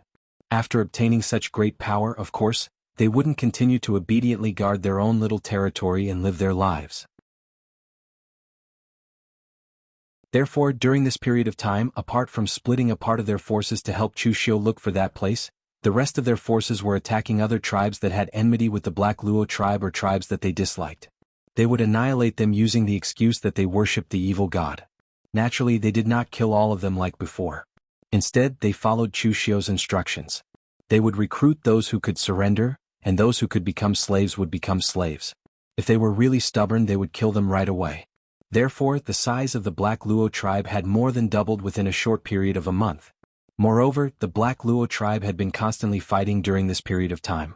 Therefore, the number of barbarian warriors who could comprehend the Yuan Qi of heaven and earth had increased by more than 10. They were all waiting to be blessed by Chu Xiu's God's gift. The Black Luo tribe had grown to such an extent that even Kucha was frightened. He was afraid that Chu Xiu would go overboard. However, Chu Xiu was completely confident.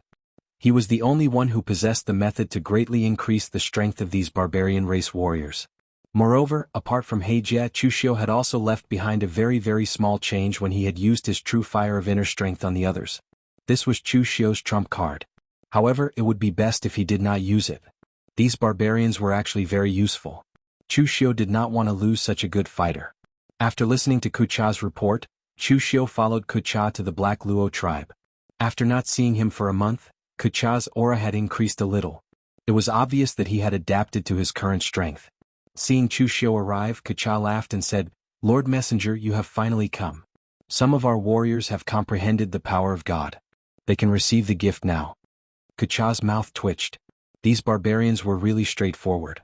They basically said whatever they thought. Even if they really hoped that Chu Xiu could bring them power, they could not say it so bluntly. Chu Xiu did not mind. After helping the Black Luo tribe increase their strength, he asked the Black Luo tribe's people to bring him to the place recorded in Moriha's notes. 500 years ago, there was only one barbarian living in this place. Because of his bloodline, he did not belong to any tribe. It could be said that he was a rare rogue cultivator among the barbarians. Therefore, after 500 years, there were no longer any traces of anyone living here. Chu Xiu compared some of the terrain recorded in the information to this place. The Black Luo tribe's people had not found the wrong place. This was the place. However, with this place as the center, Chu Xiu searched the area within a radius of 10 li. However, he found nothing. There was not a single clue.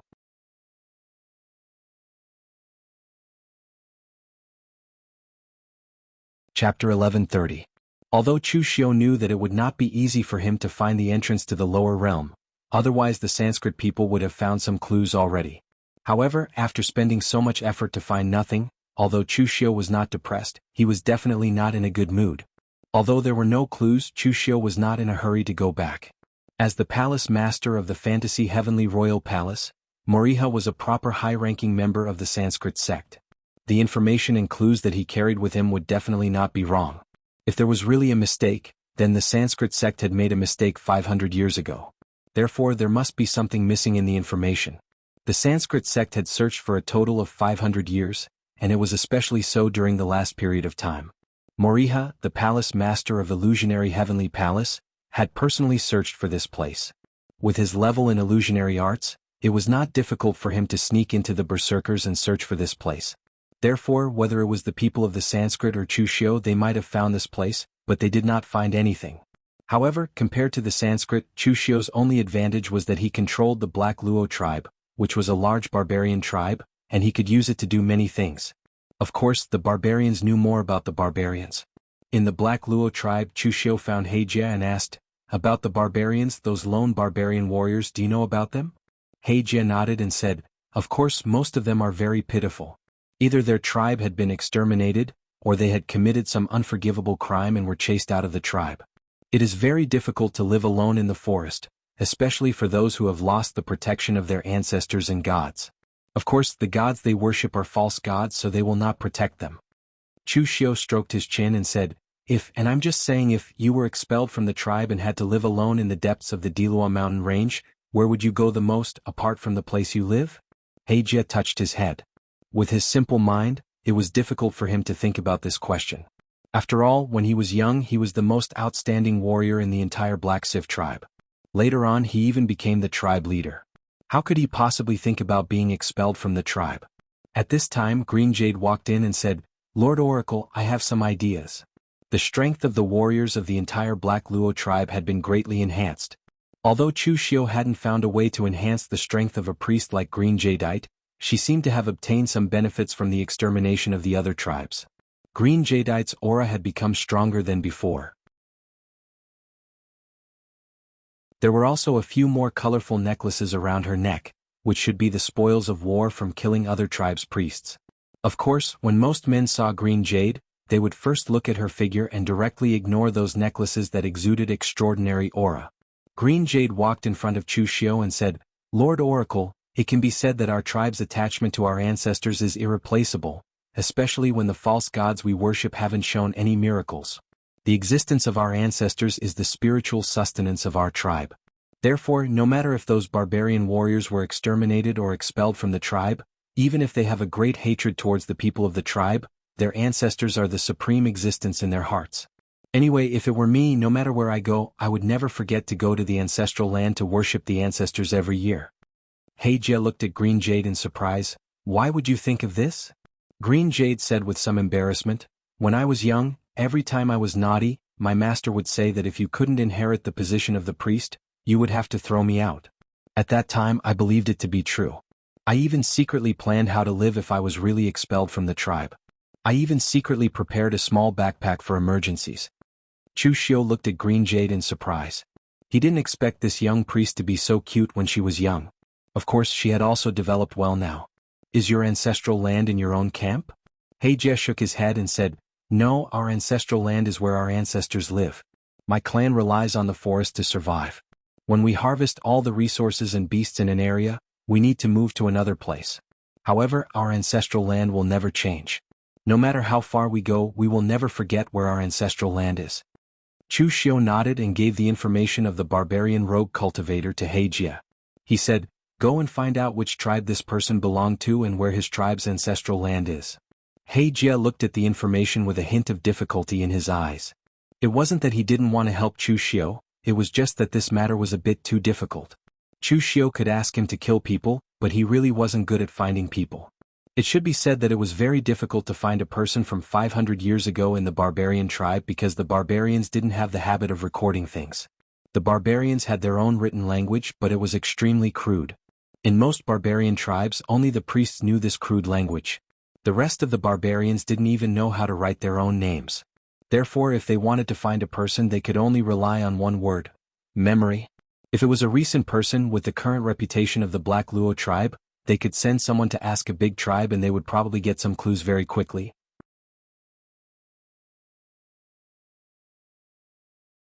However, it was extremely difficult to find someone from 500 years ago. At this time, Green Jade rushed to say, "Lord Divine Envoy, don't worry. Leave this matter to us. We will definitely give you an answer within 10 days. The corners of Chu Xiu's mouth curled into a smile and he said, "Very good, I like people who are efficient. I will wait for your news in the South Peace Province." After Chu Xiu left, He Jia said doubtfully, "Green Jade, you should know how difficult it is to find a person from 500 years ago in our tribe." Although Green Jade was a priest, she was only a junior in front of He Jia. Therefore, when there was no one around, He Jia would call her by her name. Green Jade shook her head and said, "No matter how difficult it is, we have to do it because this is the Lord Divine Envoy's order. Patriarch, don't forget that the only person who can give us power is this Lord Divine Envoy. Lord Divine Envoy is the incarnation of God's will, but he also has another identity. He followed God's order and gave us the opportunity obtained by our ancestors. However, don't forget that if he wants to give this power to others, he can also do it." He Jia was silent. It was obvious that he understood the reason behind this. Ever since Chu Xiu revealed the miracle, He Jia and Green Jade didn't doubt Chu Xiu's identity. However, they didn't doubt this. They felt that some of Chu Xiu's actions didn't seem to be the orders of God. It seemed to be his own will, his will as the county governor of Kangwu County. Green Jade and He Jia noticed this, but they didn't say anything. This was because God's power was in Chu Xiu's hands. According to God's will, he could give power to the Black Civ tribe, but he could also give power to the other barbarian tribes. Therefore, they had to be respectful to Chu Xiu. It could even be said that they had to listen to Chu Xiu's orders. If they couldn't even handle such a small matter, what use would Chu Xiu have for them? Realizing this, the entire Black Civ tribe was mobilized. They temporarily put aside their plans to attack other tribes and gathered information for Chu Xiu. When faced with tribes that were weaker than them, they directly went to interrogate and coerce them. When faced with tribes that were stronger than them, they took out items to exchange. Finally, in less than 10 days, they managed to gather all the information they needed. In the Southern Peace Prefecture, He Jia said to Chu Xiu with a troubled expression, "My lord, I found the place you're looking for. However, it's a little difficult for you to go there." "What?" He Jia said, "Because that place is the territory of the southern barbarian tribe's Runo tribe. The Runo tribe is the most ferocious tribe in the southern barbarian land. Normally, no one is willing to provoke them." Chu Xiu asked doubtfully, "Isn't that place the ancestral land of other tribes? How did it become the Runo tribe's territory now?" He Jia explained, "After a region's resources are plundered, it might return to its original state after a few hundred or a few thousand years. If your tribe is still around, you can return to your ancestral land. However, if your tribe is no longer around, it's normal for it to be occupied by others. That tribe has already been annihilated, and the Runo tribe's strength has skyrocketed over 300 years ago, becoming the largest tribe in the southern barbarian land. Hence, their territory has also expanded greatly, and they have occupied that place." Chu Xiu narrowed his eyes and said, "That's easy. That Runo tribe worships evil gods and blasphemes the true gods. They need to be annihilated and purified. Tribe leader He Jia, is this difficult? If you have any difficulties, you can tell me. I'll get someone else to do it. After all, there are many people of God." He Jia clenched his teeth and said, "There's no difficulty. The Runo tribe wasn't weak. Even though the Black Net tribe's strength had skyrocketed, they weren't willing to go against a large tribe like the Runo tribe. If they were to really fight, He Jia didn't even have a 50% chance of winning. However, since Chu Xiu had already put it this way, he had no other choice but to agree. Of course, Chu Xiu didn't mistreat them. Chu Xiu also got Kucha to give them quite a number of the armors and weapons produced by the Imperial Sky Pavilion. All the humans knew that the barbarians coveted the armors and weapons forged by human blacksmiths. Hence, almost all the sects would intentionally control the trading volume of armors and weapons. They couldn't sell too much, but they couldn't sell too little either. Hence the prices would be very high. Now that Chu Xiu was around, he didn't care about these things. Finding the way back to the lower realm was the most important thing. Hence, he armed the entire Black Net tribe and headed straight for the Runo tribe.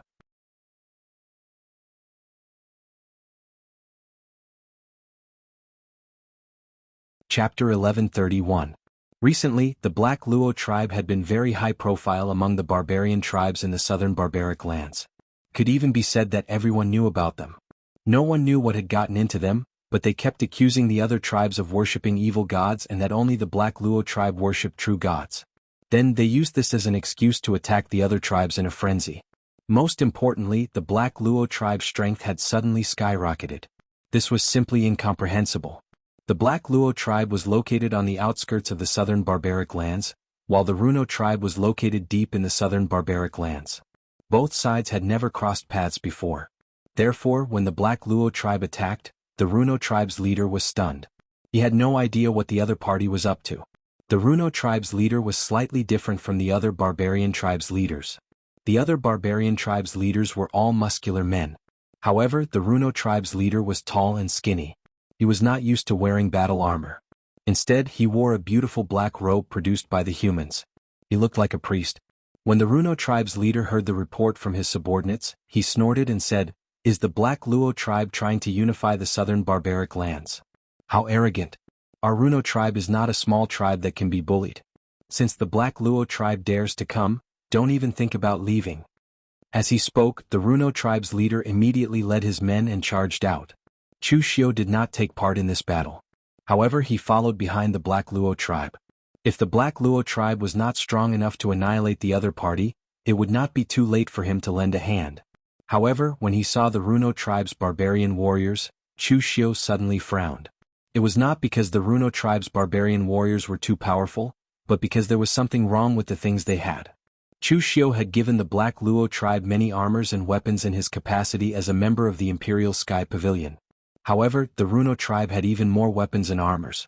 Moreover, their quality was even higher than what Chu Xiu had given to He Jie and the rest. The battles of the barbarians had always been very simple. They didn't need to arrange their troops or arrange their formations. They would just start fighting directly. It was the same this time. However, this time the strength of both sides was a little too close. After fighting for a full hour, there was still no clear victor. However, both sides had suffered heavy casualties. At that moment, the Runo tribe's chief saw that his tribe had suffered heavy casualties. He immediately shouted, "High Priest!" As the voice of the Runo tribe's tribe leader faded, the high priest of the Runo tribe, who was hidden in the depths of the tribe, immediately activated the formation. In an instant, all the warriors of the Runo tribe on the battlefield were enveloped by a layer of silvery white light. Meanwhile, the warriors of the Black Civ tribe were enveloped by a layer of black qi that continuously corroded and devoured their power. Chu Xiu's expression suddenly changed. This was definitely not a power that the barbarian tribe could control. It was a formation of the human tribe, and a formation that was specially created to deal with the barbarian tribe. Although the Runo tribe's chief was skinny, his strength was shockingly great. The silvery white, glowing blade in his hand slashed downwards, carrying with it the sound of a dragon's roar. His blade was a supreme-grade weapon. Previously, after He Jie's bone hammer had been shattered, Chu Xiu had gotten him an inferior-grade weapon hammer. It wasn't that Chu Xiu was stingy, but a weapon like a hammer had always been a niche weapon. Unless it was specially refined, there were very few of them. The huge warhammer collided with the seemingly fragile blade, causing a huge crack to appear on the warhammer in He Jie's hand. He Jie was also struck by the sharpness of the blade, causing him to spit out blood. At that moment, the blade light that resembled a bright moon descended.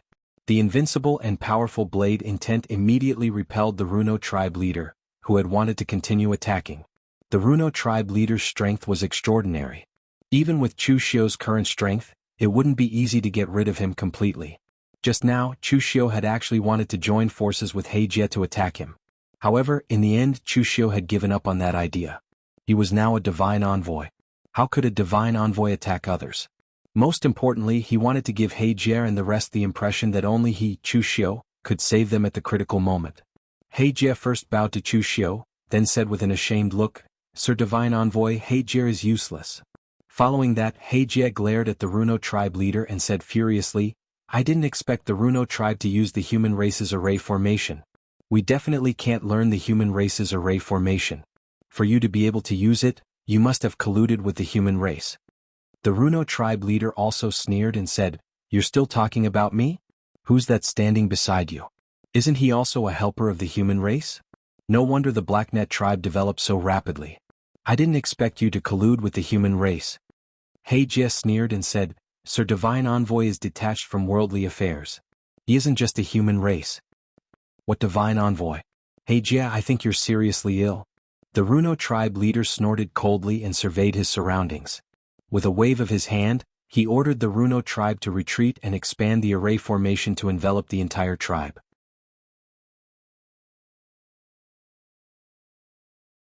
The Runo tribe leader wasn't afraid of Chu Xiu and the rest, but the losses would be too great if they continued to fight.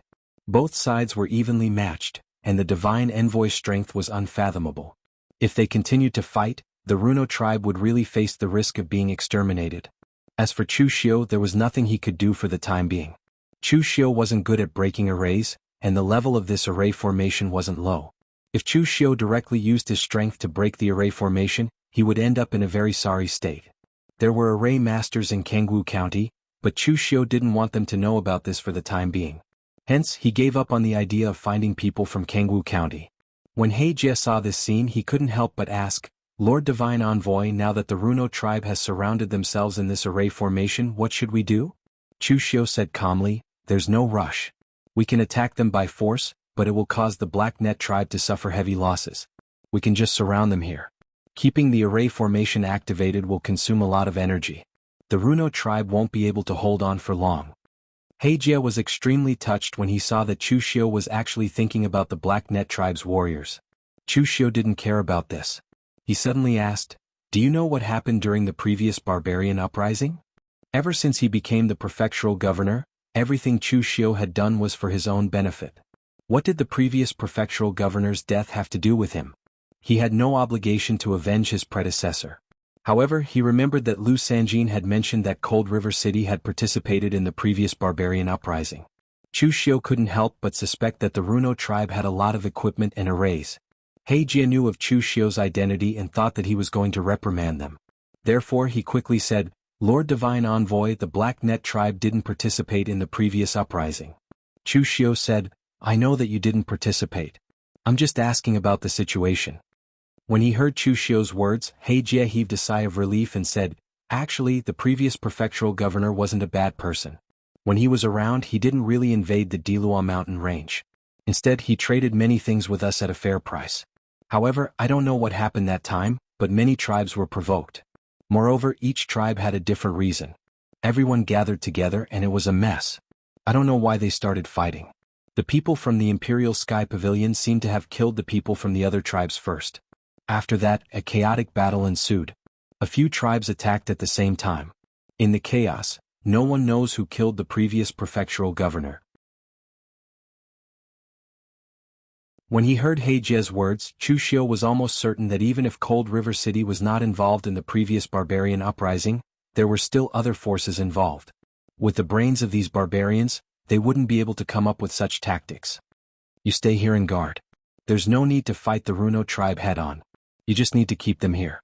I'll return to the Nan'an prefecture first." If Cold River City was truly behind all of this and Chu Xiu was about to destroy the Runua tribe, it was hard to guarantee that no one would step forward to stop him. He had to stop those people in time. He had to destroy the Runo tribe. If the passageway to the lower bound was here, then Chu Xiu had to firmly occupy this place. At this moment in the Runo tribe's high priest asked, "Chief, why aren't you continuing to attack? Is that God's envoy from the Black Luo tribe really so powerful that even you can't defeat him?" In other tribes, the high priest's status was usually higher than the chief. However, in the Runo tribe, the chief of the Runo tribe was wise and decisive. Therefore, his prestige was even higher than the high priest's. The chief of the Runo tribe said with a dark expression, "I can't see through that guy's strength. Although we didn't really fight, my instincts tell me that he's very dangerous. He's just like those venomous wolves in the forest that don't look big but can tear tigers and leopards apart. Moreover, even if I can defeat him, the people from the Black Luo tribe are attacking like madmen. I don't want the entire Runo tribe to die. Those cunning outsiders from Cold River City have obtained enough from my Runo tribe. It's time for them to do something. Use the formation they left behind to request for reinforcements. Ask them to come and help me. If they don't come, I'll spread the news of them plotting to kill the previous prefectural governor of the Imperial Sky Pavilion. I'll make sure that Cold River City and the Imperial Sky Pavilion fight to the death. A hint of ruthlessness flashed in the eyes of the chief of the Runo tribe. He didn't act like a barbarian. Instead, he acted more like a human. He didn't place as much importance on things like trust and honor as the other barbarians. At this moment, in Lingluo County, which was close to Kangwu County, in a tall tower that belonged to Cold River City, a Cold River City deacon was reading the news from the Runo tribe. He immediately shouted furiously, "Those damned barbarians! What do they take our Cold River City for? They're hired thugs? To think that they want our Cold River City to participate in the internal strife of the barbarians. This is preposterous." There were quite a number of Cold River City's upper echelons in the tall tower. When they saw the news, their expressions turned ugly. You're tuning in to the Han Li's Wuxia Chronicles YouTube channel. We're so grateful for your support, and don't forget to subscribe to join us on this incredible journey through captivating stories. Your generosity through donations truly makes a world of difference, as it's the primary source of revenue that allows me to expand and enhance this channel for you. Thank you from the bottom of my heart for being a part of this adventure.